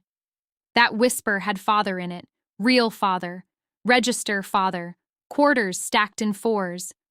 I hated him for using that voice so late. I held the card over the scanner. Naomi said, "Ready." The scanner beeped once, not loud. Just one clean sound. A line appeared on Naomi's laptop. She turned it slightly so Ms. Patel could see. Ms. Patel read silently first. Her mouth set. Dr. Warren said, "What is it?" Naomi looked at me for permission. "Header only," I said. She nodded. Then she read, "Mercer Langford Community Health Fund, trustee credential active, restriction note attached. Consent authority cannot be delegated by verbal instruction, family proxy, employment relationship, or altered hospital identification." The room held still. Altered hospital identification. Aunt Laverne had named the trick before he used it. My father's face emptied. Not broke. Emptied. My mother sat down slowly. Tara whispered. She knew. "Yes," I said. She knew enough. Naomi scrolled one line lower, then stopped herself. "There's more, but that's the full header." Ms. Patel closed her tablet cover halfway. "We stop here tonight." Calvin looked at her. "Convenient." "No," she said. "Preserved." Dr. Warren turned to Mr. Klein. "Secure the originals." Mr. Klein gathered the documents into separate stacks. "I'll need witness initials on the inventory sheet." Mrs. Bellamy stepped forward first. "Give me a pen." Preston said, "Me too." Calvin looked at Preston with a coldness I knew would have cost him his job by morning if this were any other night. I said, "Preston remains on payroll until board review." Calvin laughed. "You don't run my payroll." "No," I said, "but if restricted funds touched operating accounts, payroll records become part of preservation." Ms. Patel nodded. "Correct." Preston looked at me once. His eyes were wet, but he did not wipe them. Calvin said, "So now you're saving everybody." I looked at him. "No, I'm stopping you from using everybody." Marcus lowered his head. Felicia sat down hard in the nearest chair. Tara signed the witness inventory with a shaking hand. Mrs. Bellamy signed under her. Preston signed third. My mother stood and took the pen. Calvin said, "Denise, don't." She looked at the paper. "I washed the aprons." "That has nothing to do with this." "It has everything to do with this." She signed Denise Mercer in the neat church hand I had copied on permission slips as a child. Then she put the pen down. The kitchen bell rang again. No one moved. Finally, Preston looked toward the pass. "Orders are dying." Calvin snapped, "Then do your job." Preston did not move. I looked at the young servers standing near the side station. 3 of them had been pretending not to watch. One held a tray with both hands. Another had a towel over her shoulder. The youngest had the same tired feet I used to have after double shifts. "Serve the food," I said softly. Nobody at those tables did this. They looked at Preston. Preston nodded. "Run table 8 first." The room restarted in pieces. A plate went out. A glass filled. Someone coughed.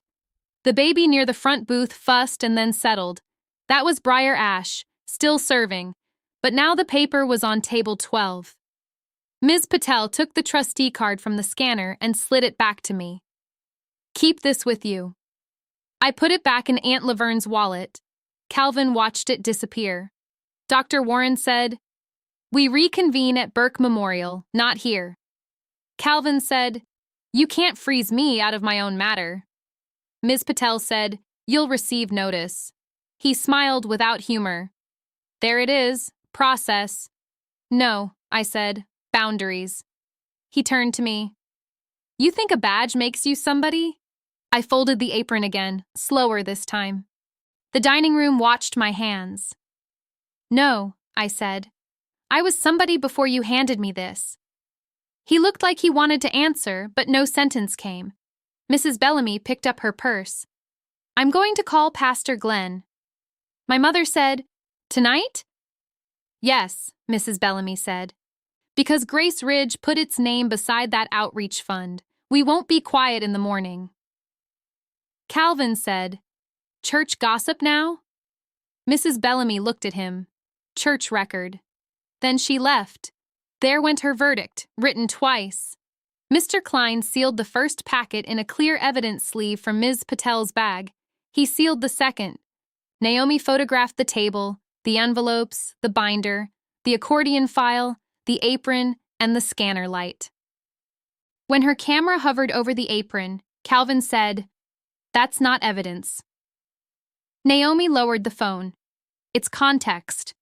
I almost smiled. Context had hands. Context had a smell of starch and old kitchens. Context knew who got seated and who got sent through swinging doors. Mr. Alvarez walked the sealed packets to the front with Mr. Klein. Dr. Warren followed. Ms. Patel stayed near me. Tara came around the table. "I'm sorry," she said. I looked at her. "You already said what mattered." "I should have called you." "Yes." She nodded. "I know." That was all I had for her. Not cruelty, not comfort, just a place to put the truth. Felicia stood next, but Marcus caught her wrist. Not hard, just enough to stop a performance before it began. "Don't," he said. She looked at him. "Not now," he said.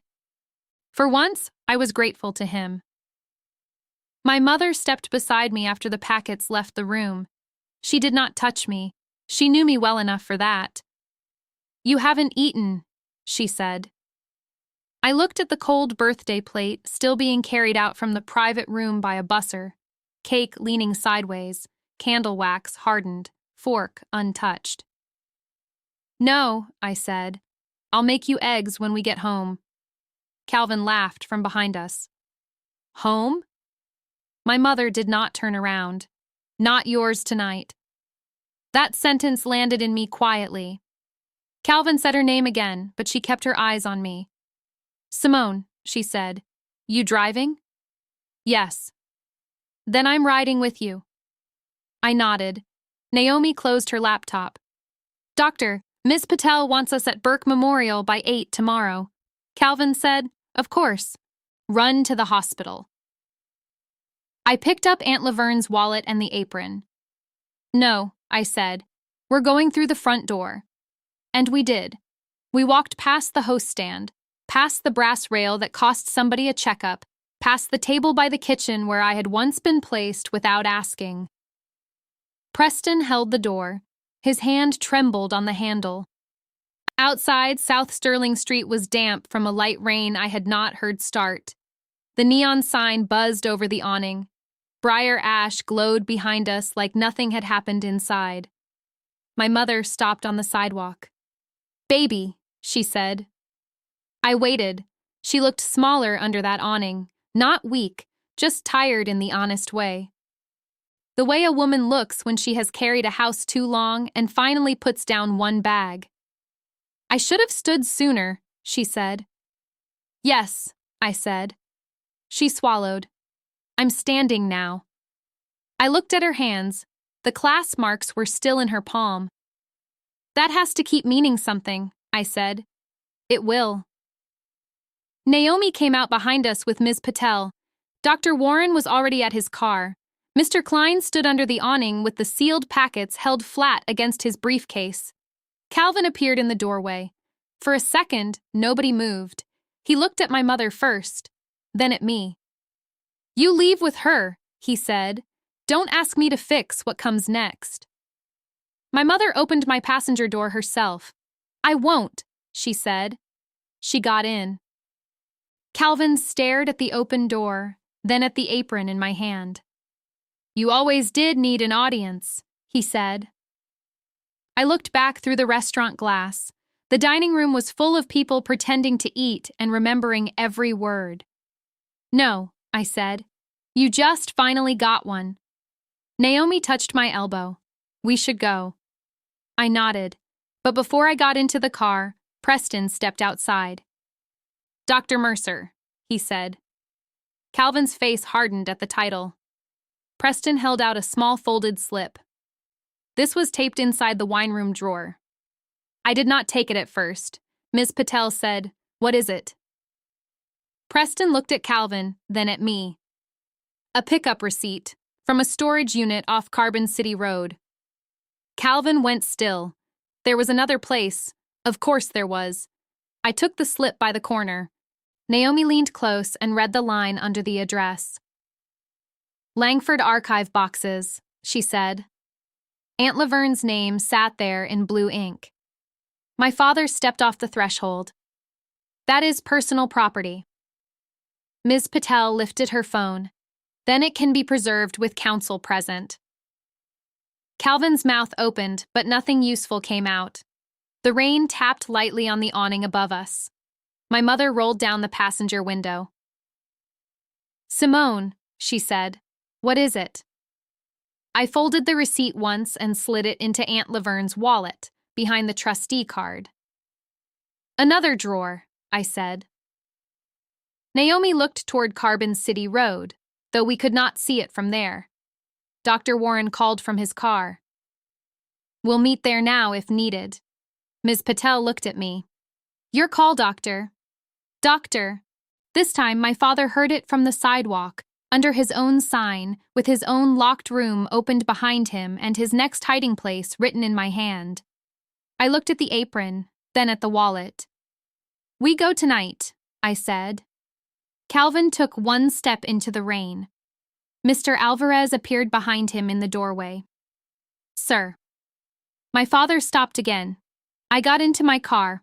Naomi got into hers. Ms. Patel pulled out behind me. Dr. Warren and Mr. Klein followed. My mother buckled her seatbelt and looked straight ahead. As I turned off South Sterling Street toward Carbon City Road, she reached over and placed one hand on the folded apron in my lap.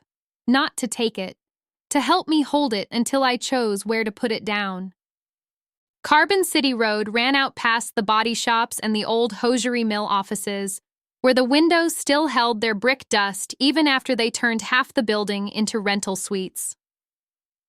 At night, that road did not pretend to be pretty. It had floodlights, chain-link fences, gravel shoulders, and signs that told you exactly what you could not do. My mother sat beside me with her coat folded over her lap. She had not asked for the receipt again. That told me she understood enough. Naomi's headlights stayed behind me. Ms. Patel followed behind her. Dr. Warren kept close, and Mr. Klein's car came last, steady and slow. My phone buzzed in the cup holder. Marcus. I did not answer. It buzzed again. Felicia. I did not answer that either. My mother looked at the screen. They're scared. They should be. She nodded once. Your brother didn't know everything. No. I kept both hands on the wheel, but he knew enough to look away. That sentence had no heat in it. That made it worse. My mother turned toward the window. I taught both of you not to embarrass family. You taught us survival. She was quiet. I drove past a closed tire shop, then the little gas station where Aunt Laverne used to buy peppermint sticks after choir rehearsal. She would hand me one and say, "Don't chew it. Let it last." I never did. I always bit it before we hit the next light. Aunt Laverne never scolded me. She just laughed and bought another one next week. My mother said, Laverne never liked that storage place. She had boxes there? After the church office flooded. What boxes? Old grant papers, her nursing files, some family things. Did Daddy know? She stared ahead. Your father knew where every key was. That was answer enough. The storage place sat behind a locked gate with a keypad and a low office with one light on. Carbon City Storage was painted in red letters across a white sign. Half the paint had peeled from the sea. Naomi parked beside me and got out with her laptop bag hugged to her chest. Ms. Patel stepped out already on the phone. Yes, she said. We're on site now. No, don't open remotely yet. I want the access log preserved. Mr. Klein walked over with the sealed packets from Briar Ash. Dr. C? Warren looked at the gate. Does the receipt list a unit? I pulled it from Aunt Laverne's wallet. C-17. Naomi came close. There's a gate code on the bottom. Ms. Patel held out her hand. Let me photograph it first. I held still while she took the picture. My mother got out of the car more slowly. She wrapped her coat around herself, though the night was not that cold. Denise, Dr. Warren said gently, you don't have to go in. Yes, I do. Her voice was small, but it did not bend. Ms. Patel ended her call. The facility manager is 5 minutes away. We wait at the gate. Calvin's truck turned in before she finished the sentence. Of course. He came too fast over the gravel, then braked hard near the office. Marcus was in the passenger seat. Felicia sat behind him, her face pale under the dome light. Calvin got out first. You had no right, he said. Ms. Patel turned toward him. Mr. Mercer, stay outside the gate. This is my family's property. Dr. Warren said, then you can produce documentation. Calvin pointed at me. She's dragging strangers through Laverne's things. I looked at him. You taped the receipt inside a wine room drawer. That was for safekeeping. Then you kept it safe from everybody but yourself. Marcus got out and shut the truck door. He looked from me to my mother. Mama, come back with us. She did not move. Not tonight, she said. Felicia opened her door but stayed in the truck. She looked like she wanted the ground to give her instructions. Calvin stepped closer. Simone, you're making this ugly. Ugly. I looked at that gate. I looked at the keypad. I looked at the folded apron on my passenger seat. Ugly was you handing me cloth at my own table. He swallowed. Ugly was table 12. His eyes shifted. Ugly was Oak Hill waiting. Naomi looked down, and I heard her type that into her notes. Calvin said, "You keep saying Oak Hill like you know those people." I do know them. No, you know reports, you know numbers. I stepped closer, but not enough to crowd him. I know Mrs. Althea Brooks took 2 buses for a mammogram because the weekend van never came. I know Keisha Dunn missed 2 shifts at the poultry plant. I know Grace Ridge raised $4,800 in envelopes marked clinic transportation, and it sat in the wrong account for 9 months. My mother closed her eyes. Calvin said, "You don't know what it costs to keep a business alive." I know what it costs to keep a lie alive. A small white car pulled up to the office. A woman got out in jeans, a company jacket, and bedroom hair brushed down in a hurry. She held a key ring in one hand and a tablet in the other. "I'm Renee Wallace," she said, "facility manager." Ms. Patel stepped forward. "Annika Patel, Burke Memorial Foundation Counsel." Renee looked at the group, then at Calvin. "Mr. Mercer." He lifted his chin. "Renee, this is a family misunderstanding." She did not answer him. That was her verdict. Ms. Patel showed her phone. "We need the access log for C-17 preserved. We also need the unit opened in the presence of witnesses." Renee looked at the receipt. "The unit is under Laverne Langford Estate." Calvin said, "And I'm family." Renee tapped her tablet.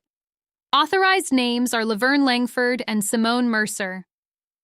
The gravel under my shoe shifted. My mother turned to me. I did not speak. Renee looked up. "Simone Mercer?" "That's me." She checked my face, then my ID, then paused when she saw the hospital badge wallet in my hand. Not because it was fancy, because it was plain. Plain things made people look twice when they mattered. "Okay," Renee said. "I can open the gate." Calvin laughed once. "This is ridiculous." Renee's eyes stayed on the tablet. "Last access was yesterday at 6:42 p.m. Naomi's head snapped up. Ms. Patel said, "By whom?" Renee read the screen. Code ending 914, listed to Calvin Mercer. Calvin said, "I came to check the lock." Renee kept reading. "Previous access, October 10th, 8:21 p.m. Same code." Mr. Klein looked at Dr. Warren. October 10th again, the day after the disputed consent. The day Briar Ash got $86,000. There it was, not the whole thing. Another rung. Dr. Warren said, "Ms. Wallace, please include both timestamps in the preservation packet." Renee nodded. "I'll print them in the office." Calvin stepped forward. "You print nothing without my attorney." Ms. Patel said, "Then call him." He did not. Renee punched in her manager code. The gate rolled back with a metal grind. My mother flinched at the sound. Marcus came around the truck. "Simone, wait." I looked at him. His face had lost that older brother certainty. He looked like a man who had finally found the bill in his own pocket. "What?" I said. He lowered his voice. If there's something in there with Felicia's signature, she didn't understand it. Felicia made a sound behind him. "Marcus." I looked at her through the truck window. She understood enough to let her name sit on a company. Felicia opened the door all the way. I thought it was for tax reasons. Naomi muttered, "That's never a good sentence." Ms. Patel heard her. So did I. Felicia stepped down. "He said South Sterling Facilities would protect the restaurant." I asked, "From what?"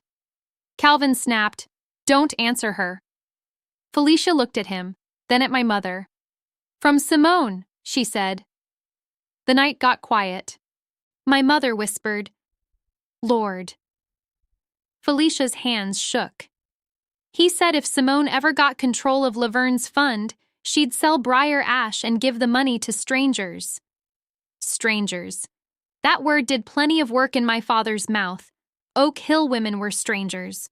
Church mothers were strangers when they needed rides. Black patients in Burke County were strangers until their names looked good on a donor slide. I said, and you believed him? Felicia's eyes filled. I believed what helped Marcus keep peace. Marcus looked down.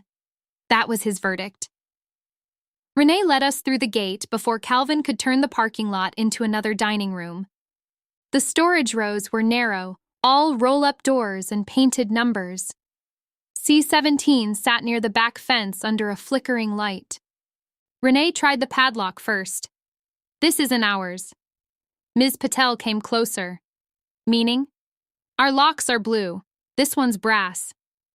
Calvin said from behind us, I told you, personal property. Renee checked her tablet. No customer lock was noted last month. Mr. Klein took a photo. Who has the key? No one answered. Then my mother reached into her purse. She pulled out a small ring with 3 keys and a little leather tab from Grace Ridge Baptist. Calvin's face changed. I saw it even in that bad light. My mother held the ring out to me. Laverne gave me these after the flood. Calvin said, Denise. She looked at him. You told me they opened the choir closet. They do. No, she said. One did. You took that one.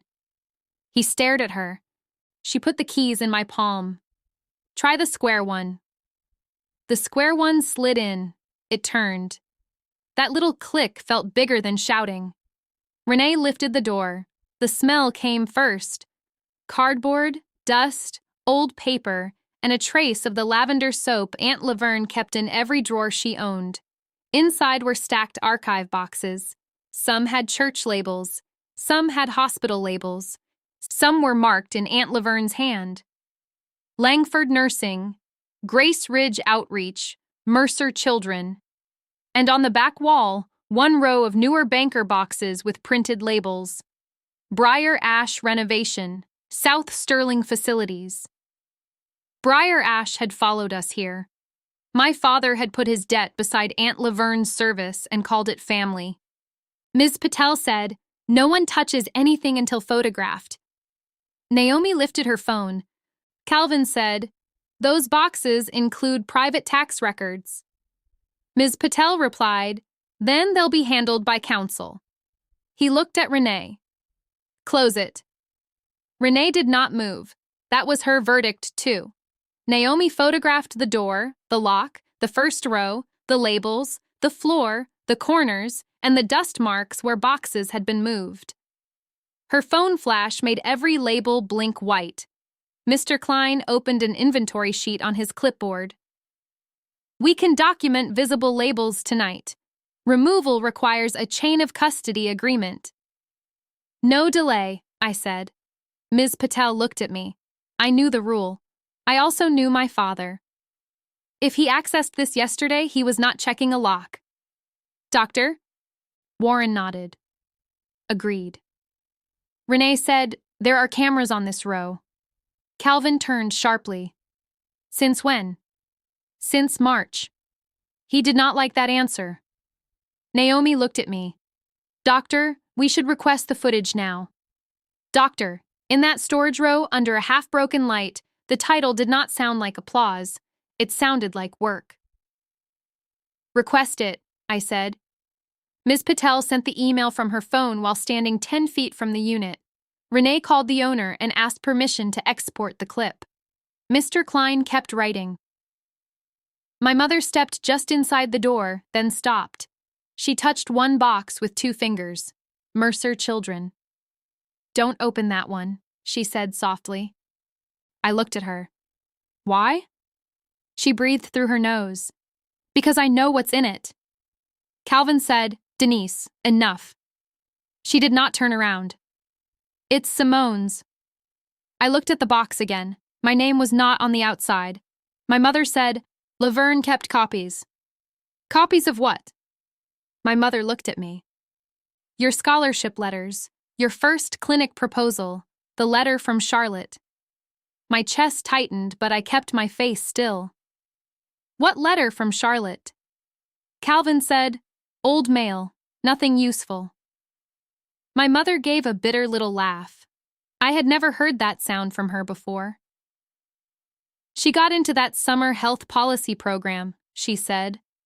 The one at Queen's. I remembered that program. I remembered waiting by the mailbox. I remembered Calvin saying, they picked somebody else. I remembered swallowing it at the kitchen table while he read the sports page. Naomi lowered her phone. Marcus whispered, Daddy. Calvin spread his hands. It was one summer. I turned to him. How much? He frowned. What? How much was the stipend? My mother answered, $6,000. There was another number for the ledger. $6,000. A summer in Charlotte. A letter I never saw. A bus pass I never bought. A professor I never met. Gone. I did not cry. I did not raise my voice. I said, open that box. Ms. Patel hesitated. Simone. It's mine. My mother said, it is. Renee looked at Ms. Patel. Ms. Patel gave a small nod. Document first. Naomi photographed the box from all sides. Mr. Klein noted the label, location, and condition. Then he used a small blade to cut the packing tape. Inside were folders, envelopes, school certificates, old church programs, and a stack of papers clipped with a rusted binder clip. On top sat an envelope from Charlotte, already opened. My name was typed cleanly across the front. Ms. Patel put on gloves and lifted the letter. She did not read it until I nodded. Then she read, Dear Ms. Mercer, we are pleased to offer you admission to the Summer Health Policy Institute with a $6,000 stipend and housing support. My mother covered her mouth.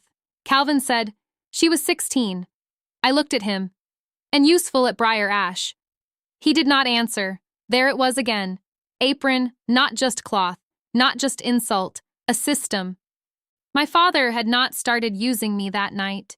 He had only stopped hiding the shape. Naomi took a photo of the letter. There's a handwritten note. Ms. Patel turned the page. Aunt Laverne's hand sat at the bottom in blue ink. Simone never received this. Ask Calvin why. My mother sat down on an overturned plastic crate. Marcus stepped away from his father. Felicia whispered, Oh my God. Calvin said, Everybody's acting like I ruined her. Look at her. She's fine. Fine. That one almost made me laugh. I had built a doctorate out of work shifts, borrowed rides, secondhand textbooks, and sleep cut down to scraps. I had done it. Yes. But I had done it carrying weight he had tied on and then praised himself for letting me survive. I said, I'm not fine because of you. He looked away first. Mr. Klein put the Charlotte letter in a clear sleeve. This may not relate to foundation funds. No, Ms. Patel said, but it relates to motive and pattern. Calvin snapped, Pattern? Now being a father is a pattern? My mother stood up. The crate scraped behind her. You weren't fathering, she said. You were keeping score. He stared at her like she had spoken in church without permission. She reached into the box and pulled out a small photo. It was me at 14 in front of Grace Ridge Baptist.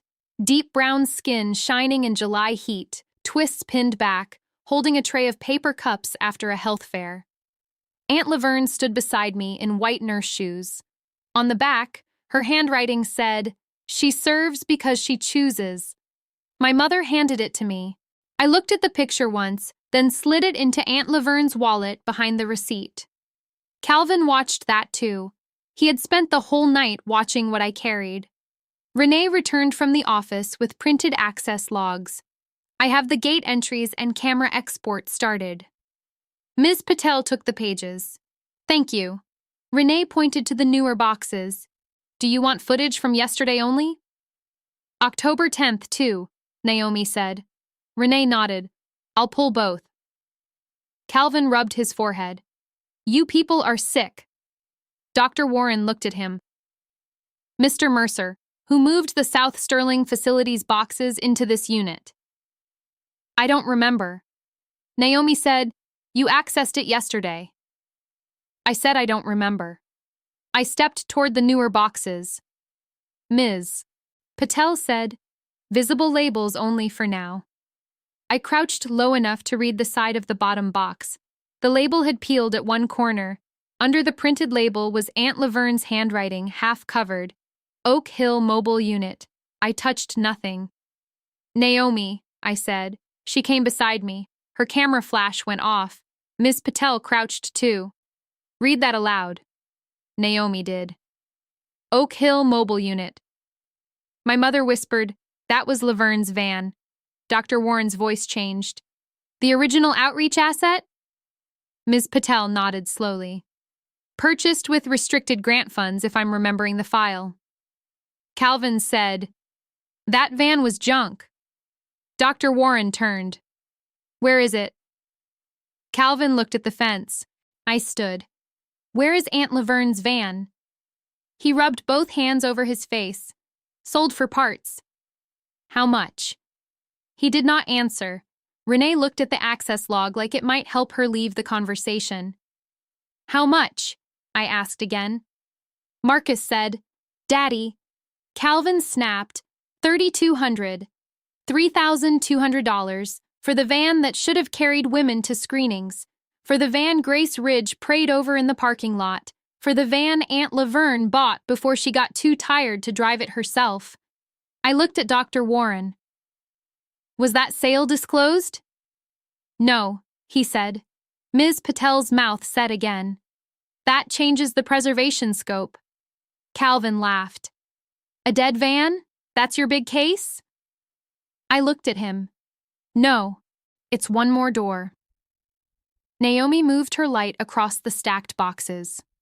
Doctor. She pointed to the top of the Oak Hill box. A manila folder had been wedged between it and the wall. Not hidden well, hidden fast. Ms. Patel photographed it. Mr. Klein logged it. Then she pulled it free with gloved hands. Across the tab, in Calvin's handwriting, were 3 words. Do not file.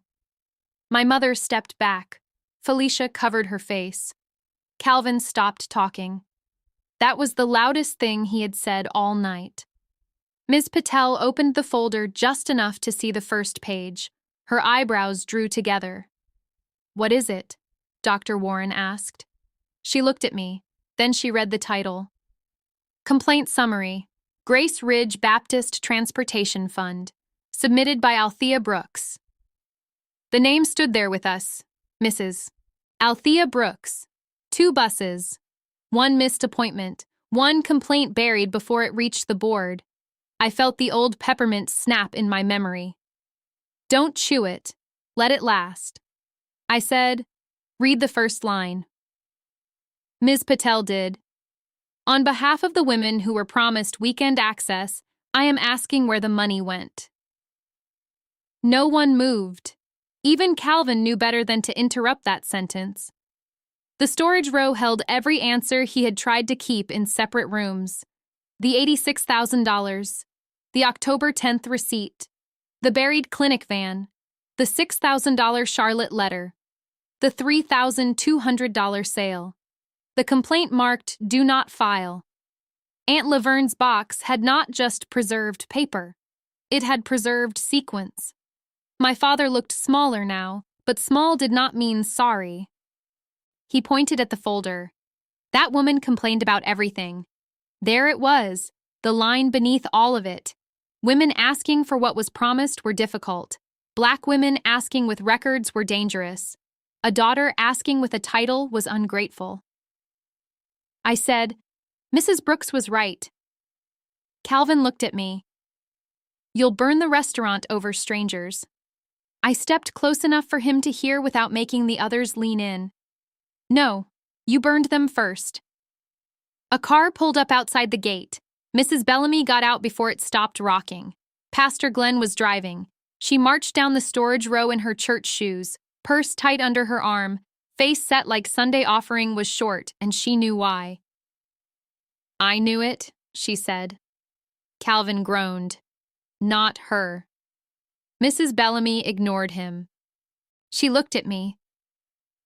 "Pastor Glenn called Althea. She still has copies."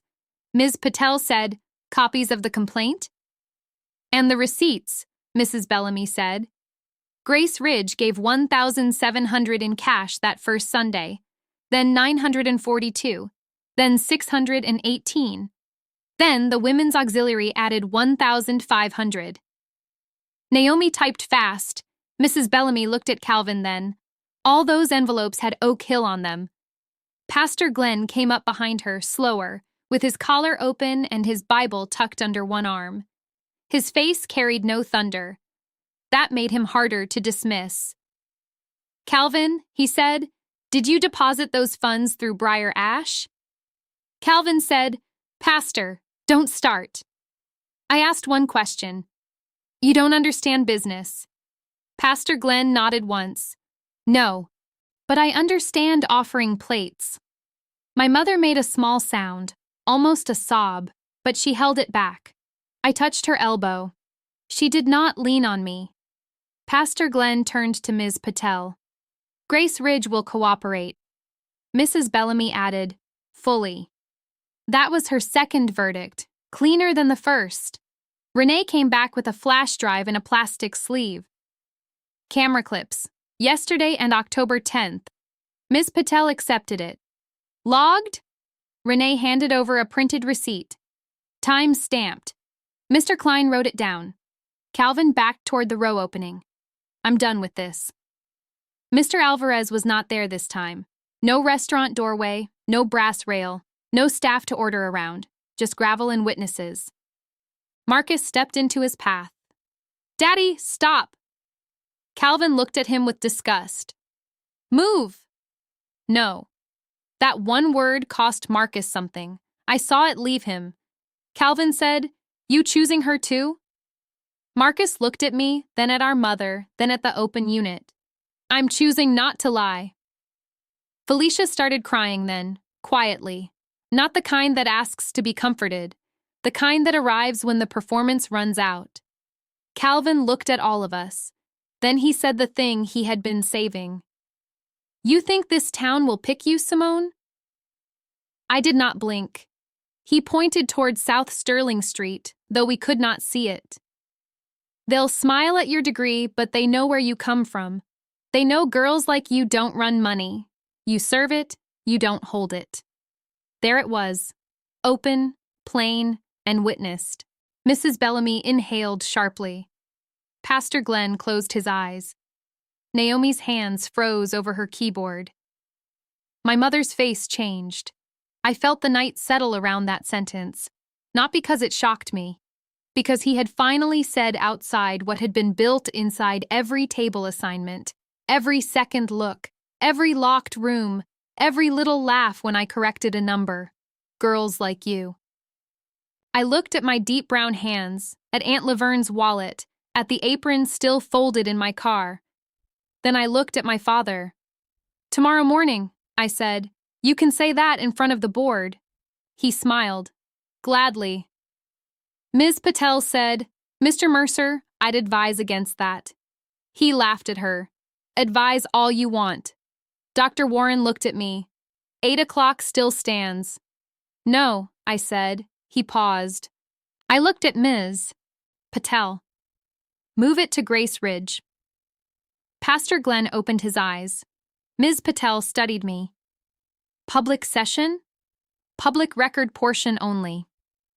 Naomi nodded before anyone else did. She already understood. The restaurant had been his room. The church basement was Aunt Laverne's. Dr. Warren said, "We can notice an emergency community audit session." Calvin said, "You can't drag hospital business into a church." Pastor Glenn looked at him. "You dragged church money into a steakhouse." Mrs. Bellamy said, "And into this unit." That was that. Ms. Patel typed on her phone. 8:30 at Grace Ridge Baptist. Restricted to fund review, conflict disclosure, and preservation orders. Mr. Klein said, "I'll bring certified copies." Naomi said, "I'll bring the scanner." Calvin's face tightened. There. The scanner still scared him. Not the boxes, not the complaint, not the van, the scanner. The full trustee record had not opened yet. Only the header. That meant the real clause was still waiting. I slid Aunt Laverne's wallet into my coat pocket. My mother looked at me. "What now?" she asked. I looked into the unit one last time. At the church boxes. At the hospital labels. At the newer boxes stacked like they belonged. "We seal it," I said. "Then we go home." Calvin laughed bitterly. "Home?" My mother turned to him. "Don't say that word to me tonight." He shut his mouth. Renee lowered the unit door after Mr. Klein placed 2 numbered security seals across it. Ms. Patel photographed both. Naomi took one final picture of the closed door and the brass lock hanging useless in her hand. "Mrs." Bellamy looked at the lock. Men always think a lock is the same as a right. Pastor Glenn said, "Martha." She lifted her chin. I said what I said. I almost smiled then. Almost.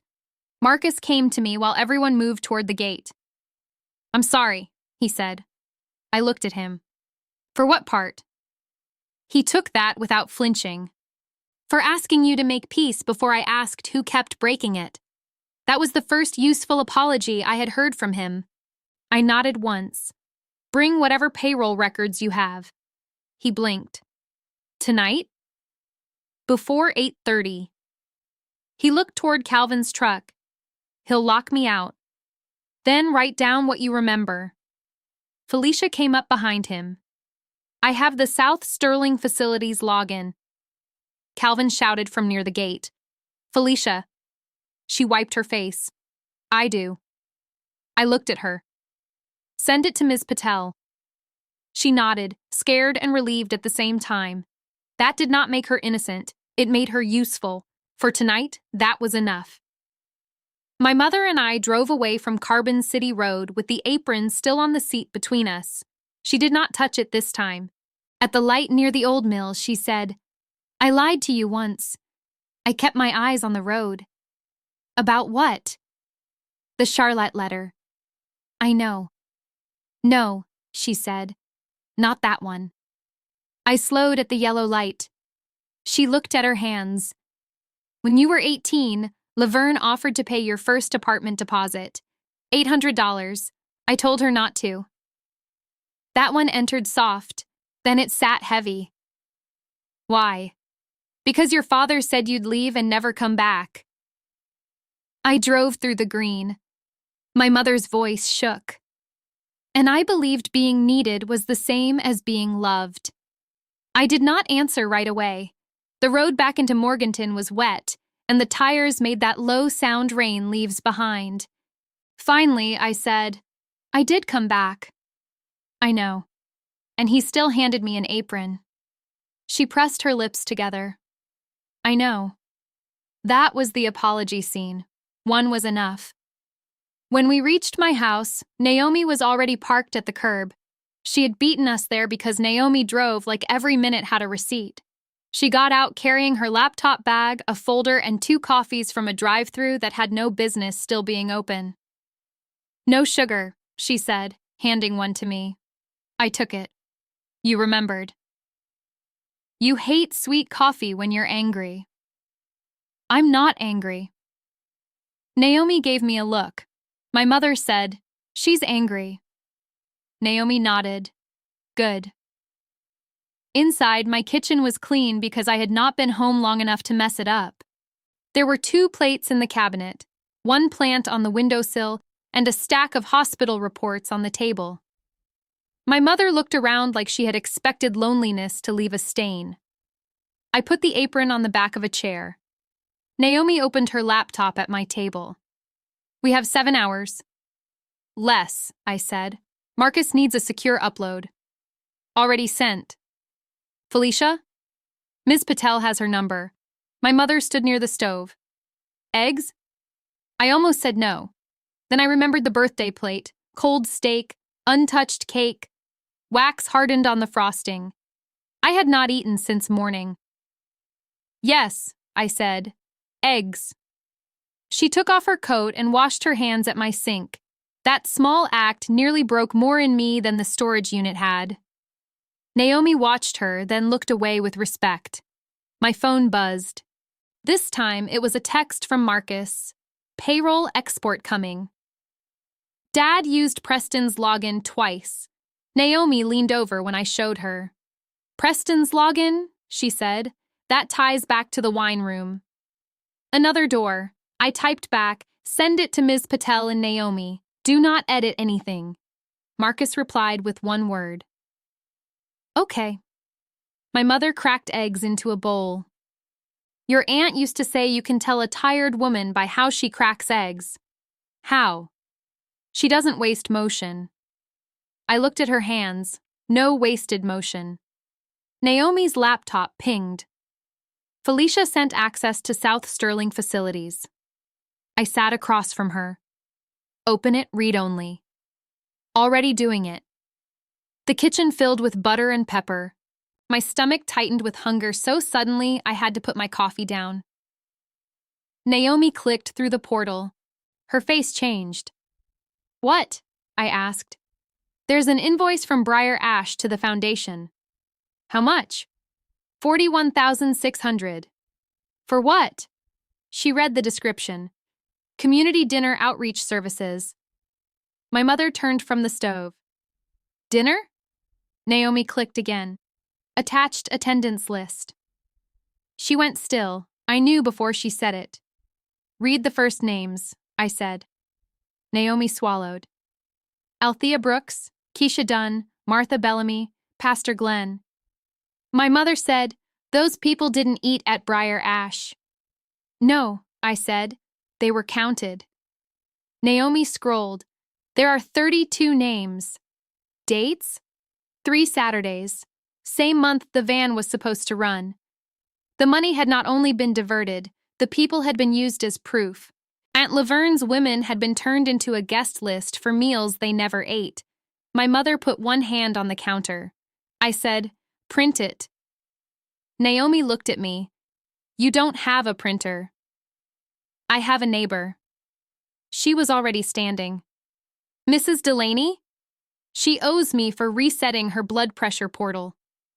Naomi grabbed the file on a flash drive and left through the back door. My mother slid eggs onto a plate and set it in front of me. Eat, she said. I picked up the fork. My first bite tasted like salt, butter, and 11 o'clock at night. I ate standing at my own kitchen counter, still in the dress I wore to be humiliated. My mother watched me take 3 bites before she spoke. Simone. I looked at her. I won't ask you to save him. Good. I won't ask you to save the restaurant either. That made me pause. She looked at the apron on the chair. Briar Ash made us proud once. Then it made us quiet. I set my fork down. She reached for the apron and folded the edge that had come loose. Not as service, as admission.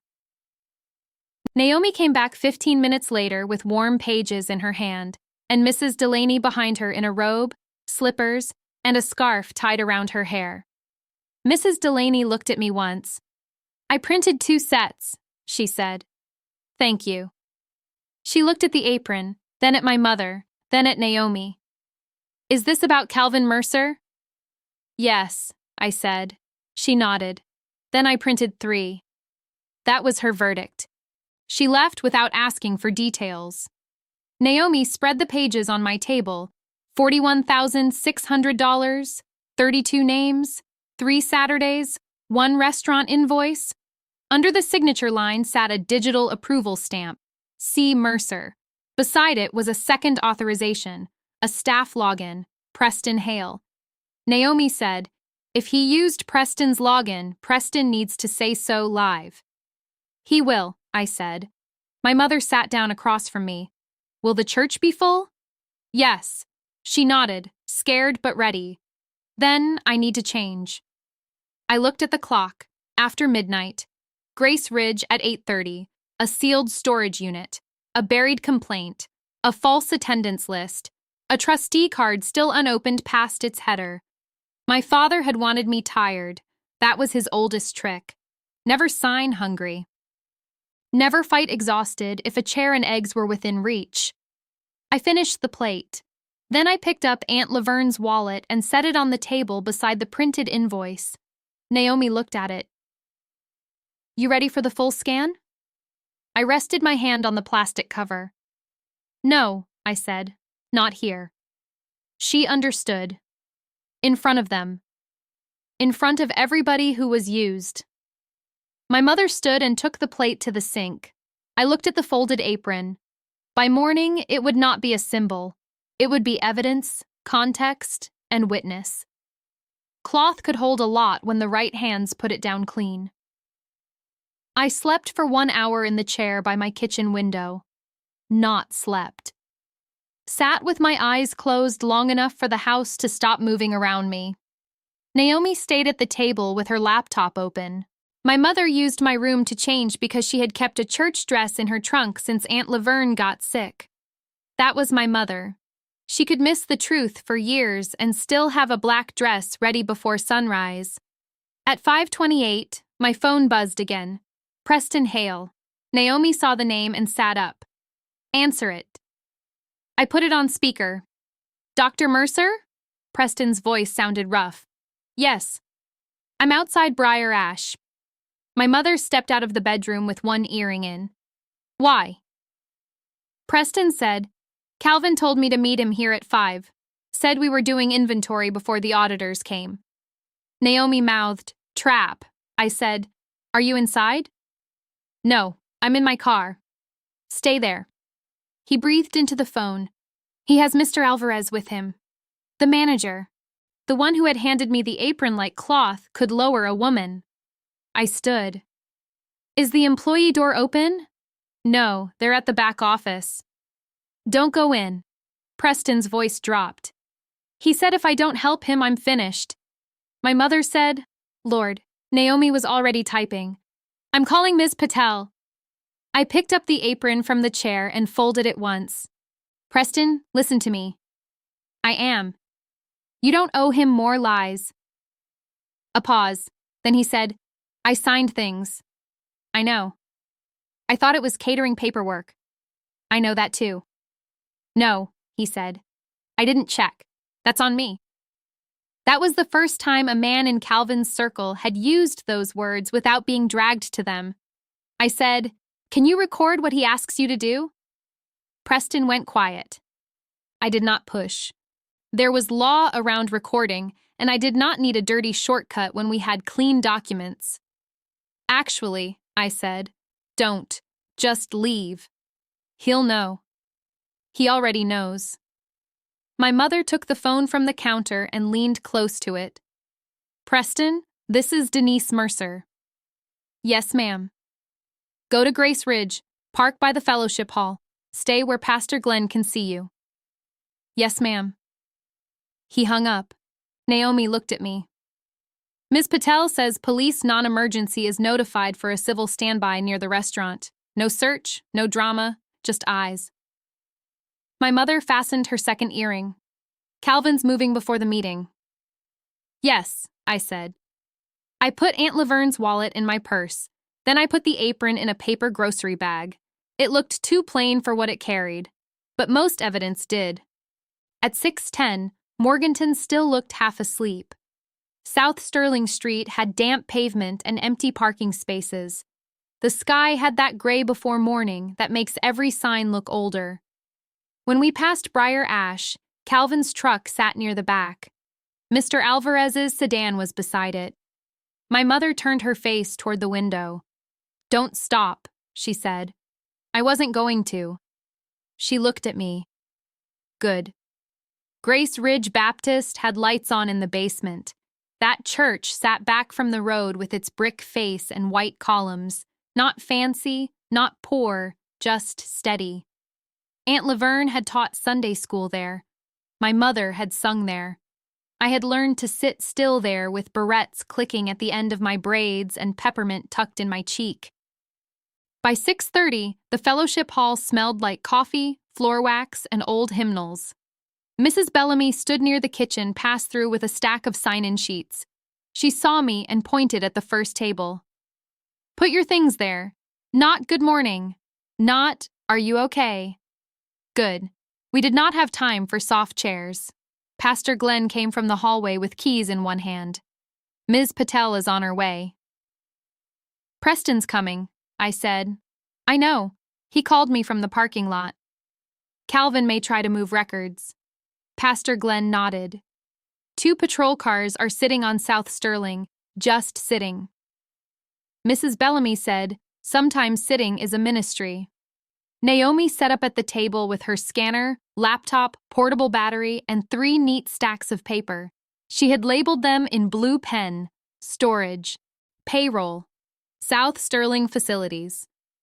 Dr. Warren arrived next with Mr. Klein and 2 foundation members I had seen across board tables but never in a church basement at dawn. One was Helen Cho, Finance Committee. The other was Reverend Amos Reed, Community Appointee. He had a soft voice and sharp eyes. He took my hand. "Doctor."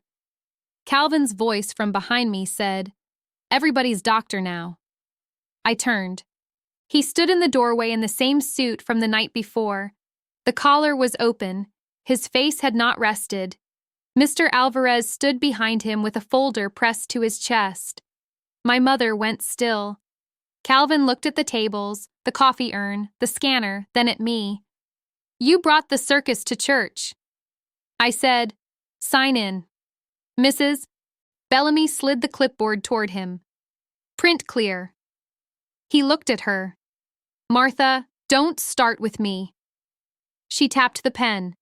"Print clear." That was her moral verdict. She had put him on paper. Mr. Alvarez signed after him. His hand shook enough to make the Z in Alvarez crooked. He did not look at me. Preston came in through the side door 5 minutes later. He was pale, with dark circles under his eyes, and his restaurant shirt buttoned wrong. He stopped when he saw Calvin. Calvin smiled. "There he is."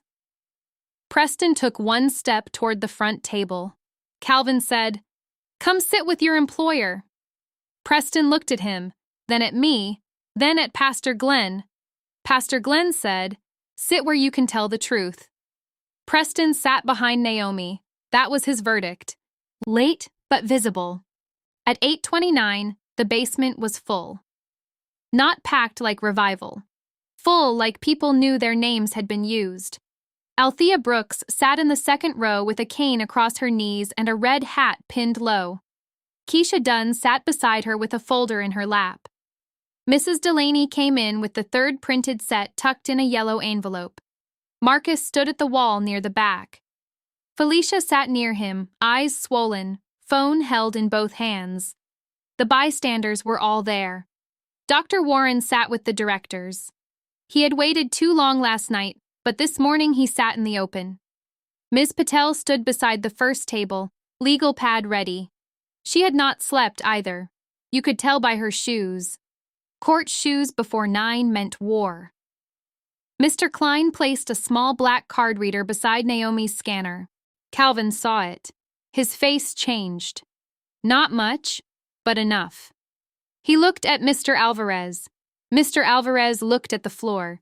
Ms. Patel called the room to order at 8:32. "This is an emergency community audit session," she said. "The scope is limited.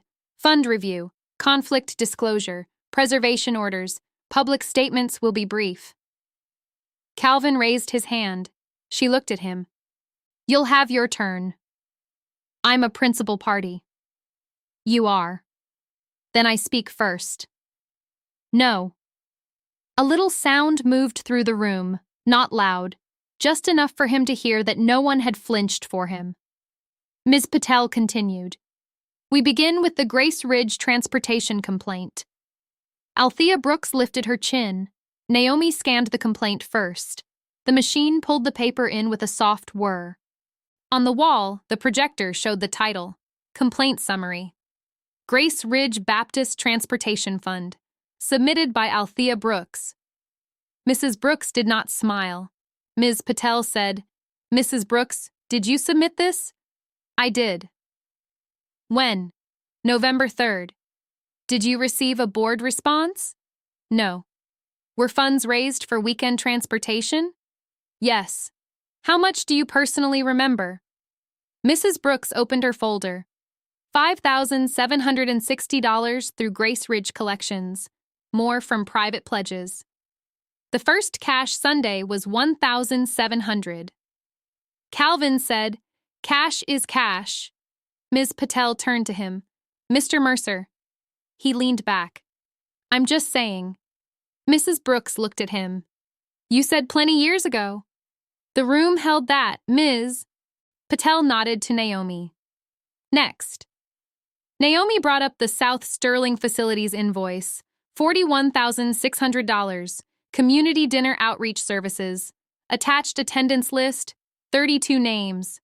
Althea Brooks leaned forward. "That's my name." Keisha Dunn said, "Mine too." Mrs. Bellamy crossed her arms. "And mine." Pastor Glenn's voice was low. "I did not attend that dinner." Naomi clicked to the second page. The 3 Saturdays appeared. Calvin's approval stamp appeared. Then Preston Hale's authorization. Preston closed his eyes. Ms. Patel said, "Mr. Hale." He stood too fast, bumping the chair. "Did you authorize this invoice?" "I entered the approval code." "Why?" Preston swallowed. "Mr. Mercer told me it was for a hospital partnership meal." Calvin said, "That is not what I said." Preston looked at him. For a second, I thought he might fold. Men like Calvin train fear into the room and then call it respect. Preston's hands curled at his sides. Then he said, "You said not to read it." Calvin laughed once. "You expect them to believe you?" Preston's voice cracked. "You said Dr. Mercer would ruin everything if the foundation saw the real vendor file." There it was. Doctor, from Preston, in a church basement, with Calvin still trying to keep the words small. Mr. Alvarez shifted behind him. Ms. Patel said, "Mr. Alvarez, did you witness those instructions?" He stared at the floor. Calvin said, "Careful." Pastor Glenn stepped between the rows. "No threats in this room." Calvin spread his hands. "I didn't threaten anybody." Mr. Alvarez looked up then, the manager who had smirked, the man who had told me where I belonged before knowing what I held. He said, "I heard it." Calvin turned slowly. "Excuse me?" Mr. Alvarez's mouth worked before sound came out. "You told Preston not to read the file. You told me to keep Dr. Mercer out of the back office." Mrs. Bellamy said, "Say the rest." Mr. Alvarez looked at me for the first time. "I told you to take the apron because he told me to." Calvin slapped the table with his palm. "You spineless fool." Ms. Patel's voice cut in. "Mr. Mercer." My mother stood, not fast, not loud. "Calvin," she said. He looked at her like he had forgotten she could stand without asking him. She reached into her purse and removed a folded sheet of paper. My stomach tightened. I had not seen that paper. Naomi looked at me. I shook my head once. Not ours. My mother said, "This is not a surprise document, it's my statement." Ms. Patel nodded. "Proceed." My mother unfolded it with both hands. I knew about the Charlotte letter. I knew Laverne questioned the 6,000. I did not know about the trust collateral. I did not know about the clinic grant. When Simone asked, I helped hide the first lie by staying quiet. The room was silent. She looked at me. Not for forgiveness, for the record. I was wrong. One apology, clean, public, enough.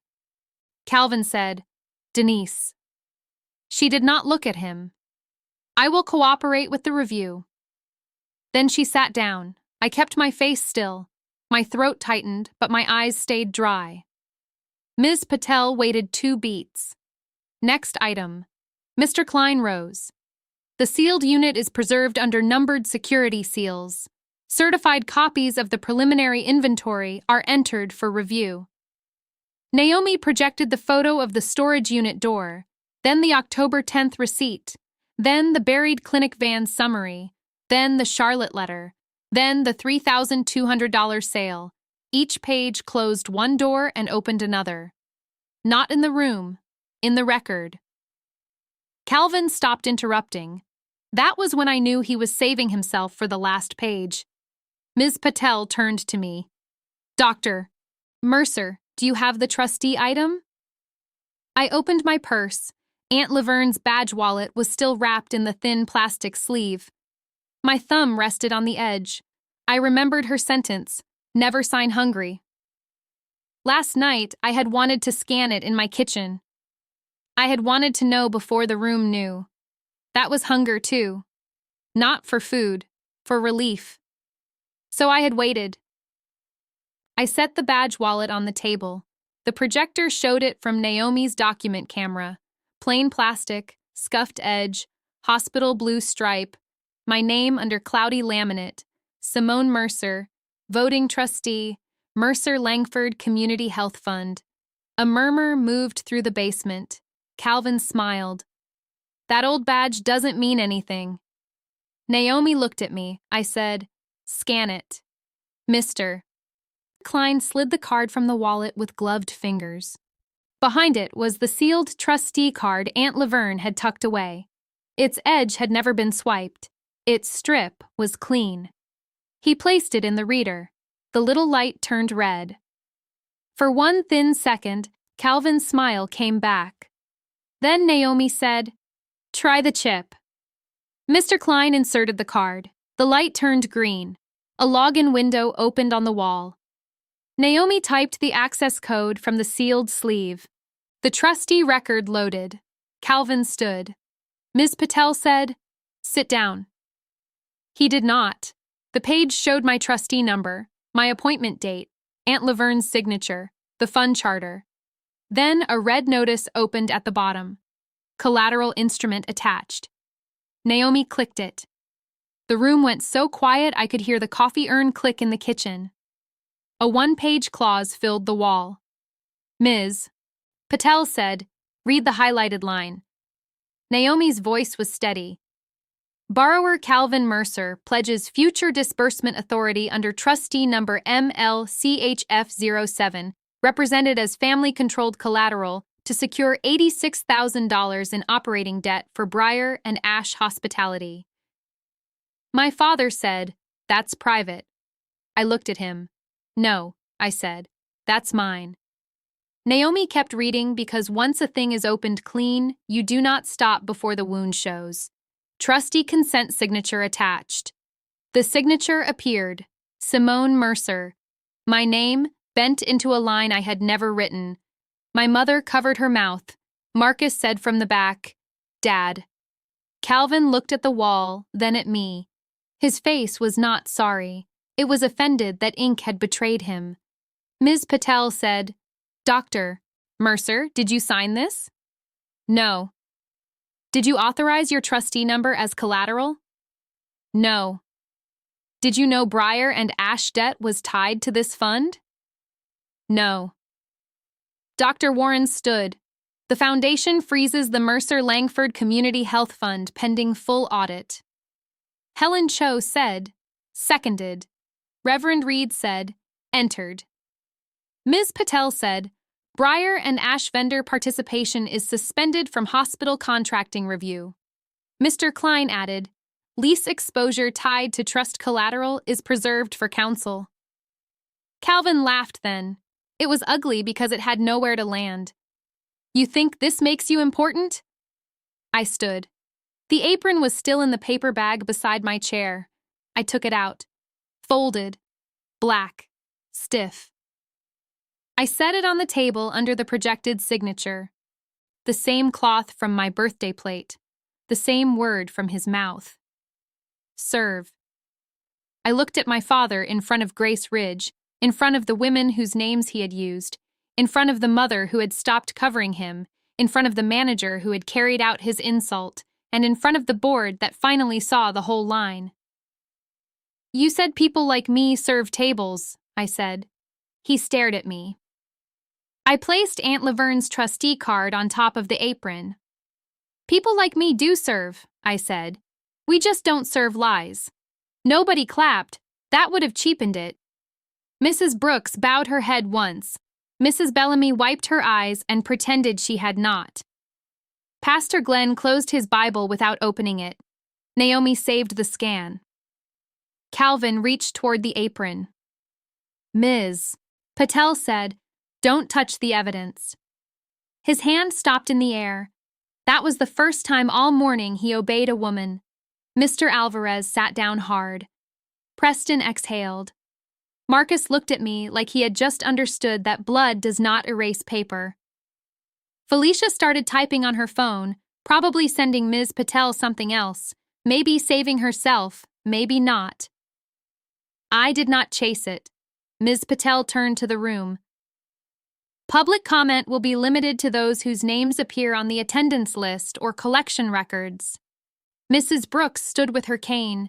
Pastor Glenn moved to help her. She waved him off. "I can stand."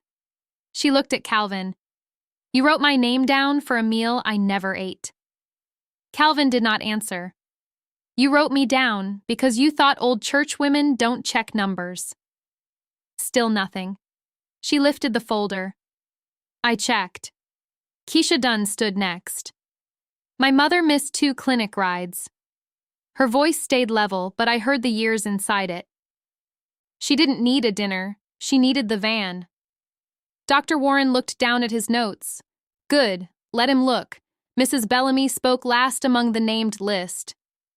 "I put cash in that plate. I counted some of it myself." She pointed at Calvin. "You didn't steal from a project. You stole from women waiting on a ride." Calvin snapped. "I built something in this town." Pastor Glenn said, "Then why did you need their names?" That question sat him back. Ms. Patel ended public comment before rage could turn useful truth into noise. She gave preservation orders, one after another. South Sterling Facilities portal locked. Breyer and Ash vendor files preserved. Payroll exports duplicated. Storage unit untouched. Grace Ridge complaint entered. Foundation audit opened. Dr. Warren signed the freeze letter at the front table. Helen Cho signed after him. Reverend Reed signed with slow care. Mr. Klein notarized the board action. Naomi scanned each page before the ink fully dried. Calvin watched his room shrink to a chair. When it was done, Ms. Patel looked at him. "Mr. Mercer, you'll receive notice through counsel." He said, "You can't take my restaurant." No one said that. "You just did." "No," she said. "You tied it to money you didn't own." My mother stood again, but this time she did not speak to the room. She walked to Calvin and held out her hand. He looked suspicious. "What?" "The house keys." He laughed. "Denise. The restaurant keys, too." His face hardened. "You don't get to order me." She kept her hand open. "I'm not ordering. I'm separating." That was her one line, and it was enough. He did not give her the keys, not then, but everyone saw him refuse. That mattered.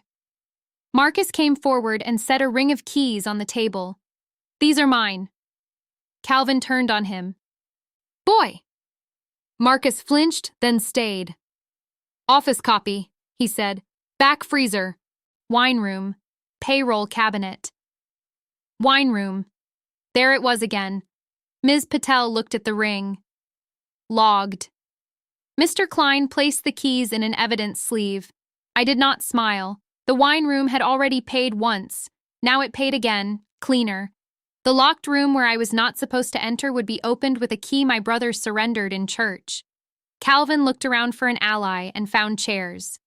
Mr. Alvarez whispered, "Calvin, I need my file back." Calvin's head whipped toward him. Ms. Patel said, "What file?" Mr. Alvarez swallowed. "The lease notices. He kept copies in the wine room. 3 months. Maybe 4. Dr. Warren turned sharply. "Hospital lease notices?" Mr. Alvarez nodded. "Old hosiery mill offices. South Side." Naomi looked at me. That connected Charlotte. The old mill offices. The clinic grant. The vendor path. Ms. Patel said, "Mr. Alvarez, you'll provide a written statement." He nodded fast. Calvin said, "You're all dead to me." No one moved. That was the smallest threat in the room because no one needed his life anymore. Pastor Glenn stepped to the aisle. "Calvin, it's time to leave. This is my family." My mother said, "Not your cover." He stared at her. Then he walked out, not escorted, not dragged, just walking past the sign-in table where his name sat in his own hand. The fellowship hall doors closed behind him. For a moment, no one spoke. Then Ms. Patel said, "We are not finished." Good, because a man leaving is not a consequence. Paper moving is. We spent the next 40 minutes turning testimony into record. Mrs. Brooks signed her complaint confirmation. Keisha Dunn signed the missed transportation statement. Pastor Glenn certified the collection amounts he could verify. Mrs. Bellamy added the women's auxiliary line. Preston signed an affidavit about the login. Mr. Alvarez sat with Ms. Patel near the kitchen and wrote slowly, stopping twice to ask if spelling mattered. "It matters," she said. Naomi made 3 backups. Dr. Warren called the hospital contracting office from the hallway. I heard his voice through the cinder block wall. "Effective immediately," he said. "No new Briar and Ash invoices. No exceptions." That sentence did not heal anyone. It did stop the next false invoice. I stood by the coffee urn with the apron folded under my hand and Aunt Laverne's trustee card back in its sleeve. My mother came beside me. "You okay?" she asked. "No." She nodded. "That makes sense." I looked at her black dress, the one from her trunk. Did Aunt Laverne know? More than I did. "That isn't an answer." "No," she said. "It's all I have." I let that stand. Naomi came over with her laptop tucked under one arm. "The freeze letter is filed. Timestamp 9:46. "Thank you." "Contracting suspension is filed too, 9:51. Mrs. Bellamy walked up then. "What happens to the van?" Dr. Warren had returned in time to hear her. He said, "The rural clinic access line will be reviewed today. The hospital can assign interim transport through an existing community vendor." Mrs. Brooks said from her chair, "Existing where?" Dr. Warren looked at me. I said, "Burke Community Rides still has 2 weekend drivers." Mrs. Bellamy pointed at me. "Use them."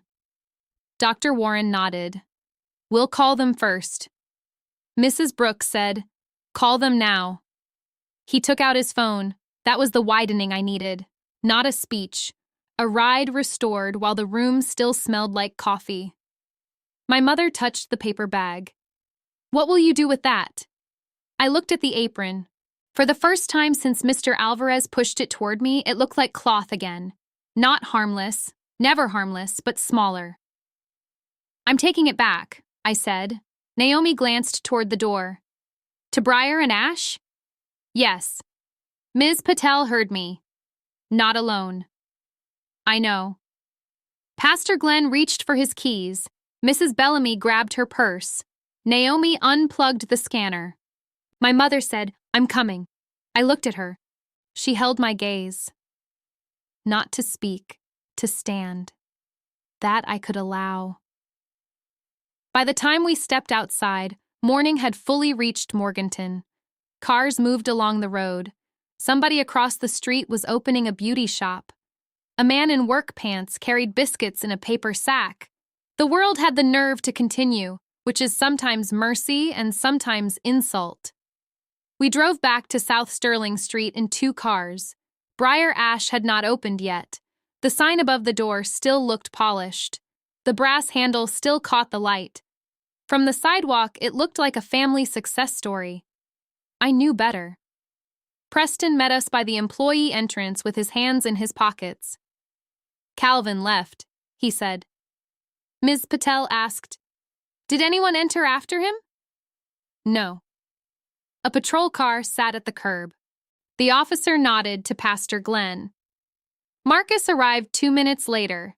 He had not ridden with us.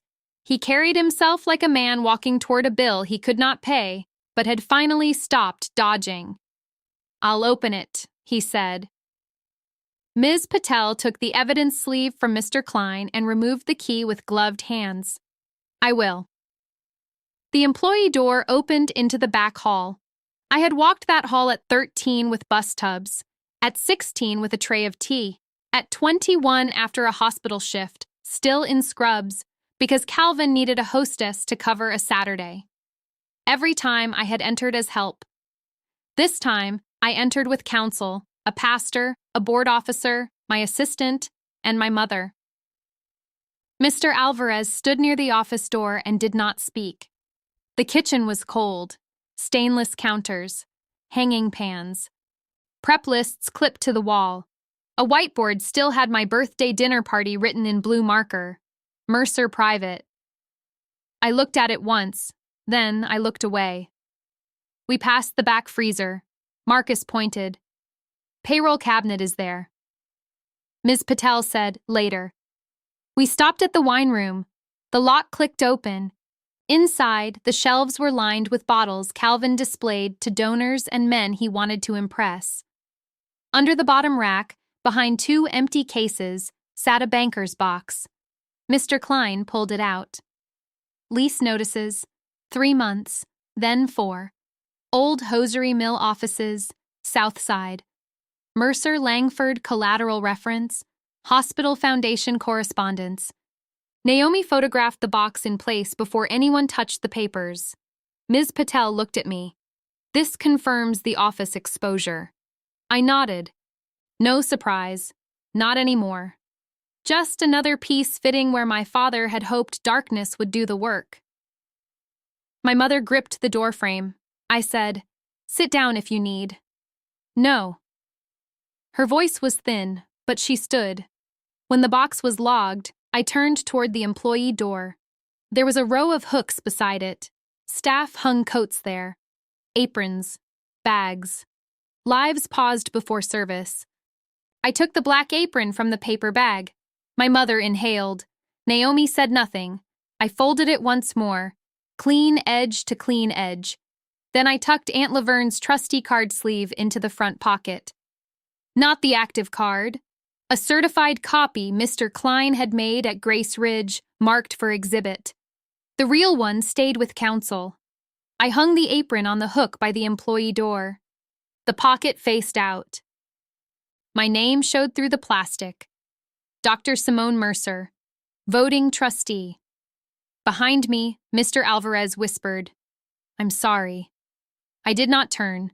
I was done collecting small apologies from men who only found manners after witnesses arrived. Marcus stood in the hall, eyes wet, keys gone from his hand. My mother stood beside him, still not touching him, still not reaching for me either. That was all right. Every hand did not need a hand. Naomi took one final photo. The apron did not belong on my birthday plate anymore. It belonged where the lie had started. I set it down clean. Ms. Patel sealed the wine room with red tape across the door. Mr. Klein wrote the time on it in black ink. Naomi emailed the photographs before we left the hallway.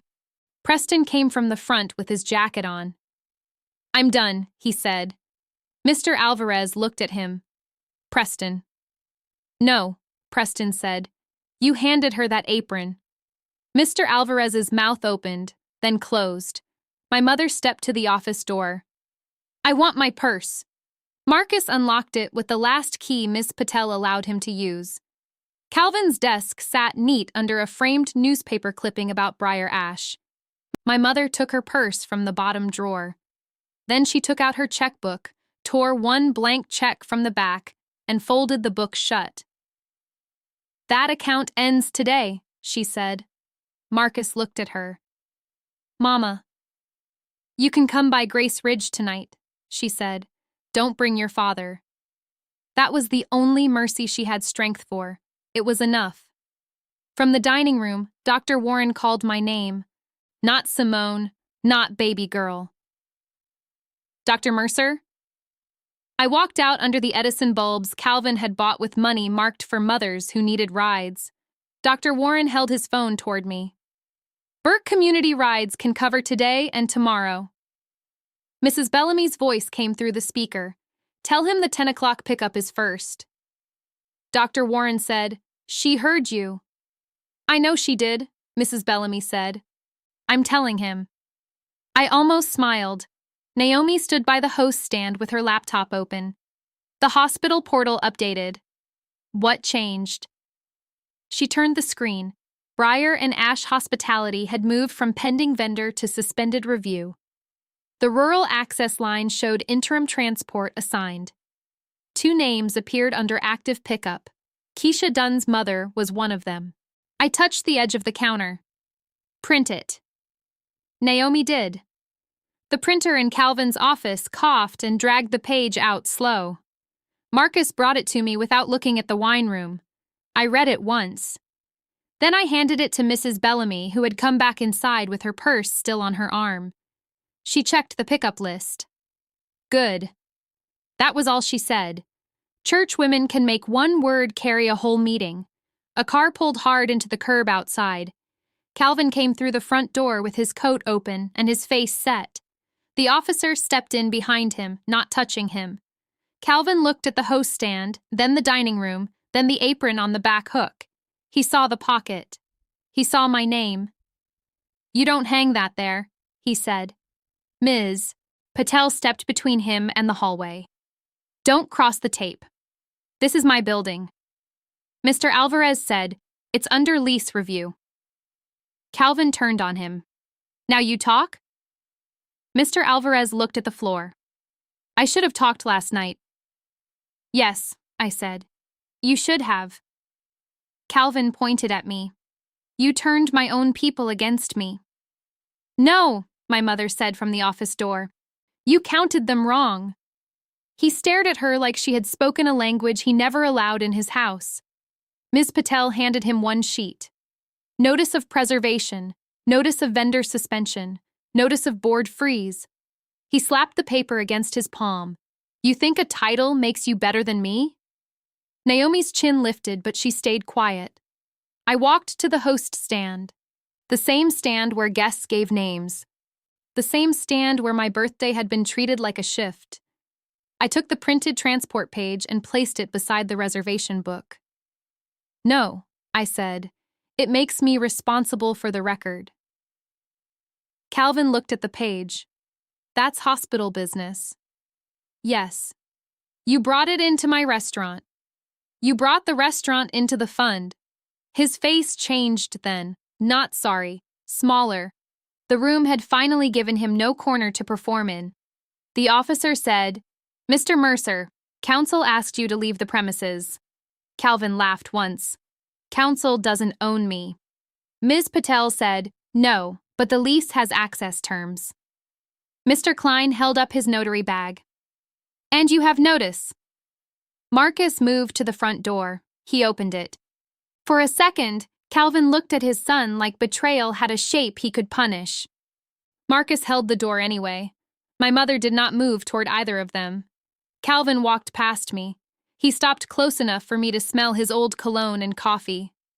"You'll need family," he said. I looked at the apron on the hook. "I needed one last night." He had no answer for that. He stepped onto South Sterling Street with the paper bent in his fist. The officer followed him out. Marcus closed the door.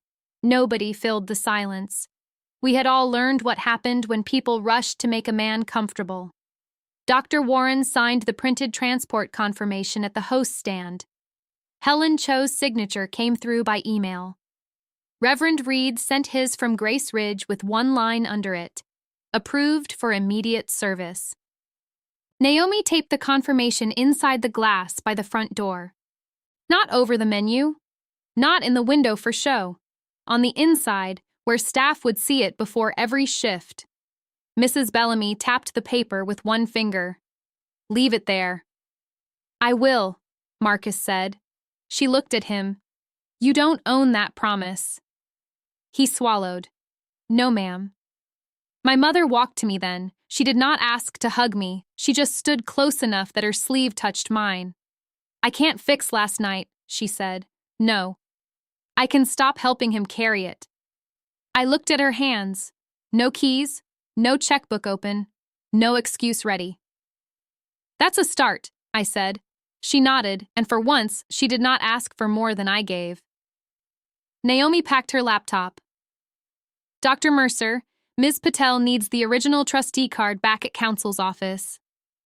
I took the sealed sleeve from my purse and handed it over. Log it. Ms. Patel wrote my name carefully. Simone Mercer, trustee. Not Calvin's daughter. Not extra help. Not the girl by the kitchen. Naomi looked toward the employee hallway. Do you want one more photo? I shook my head. The apron stayed on the hook. My name faced the door.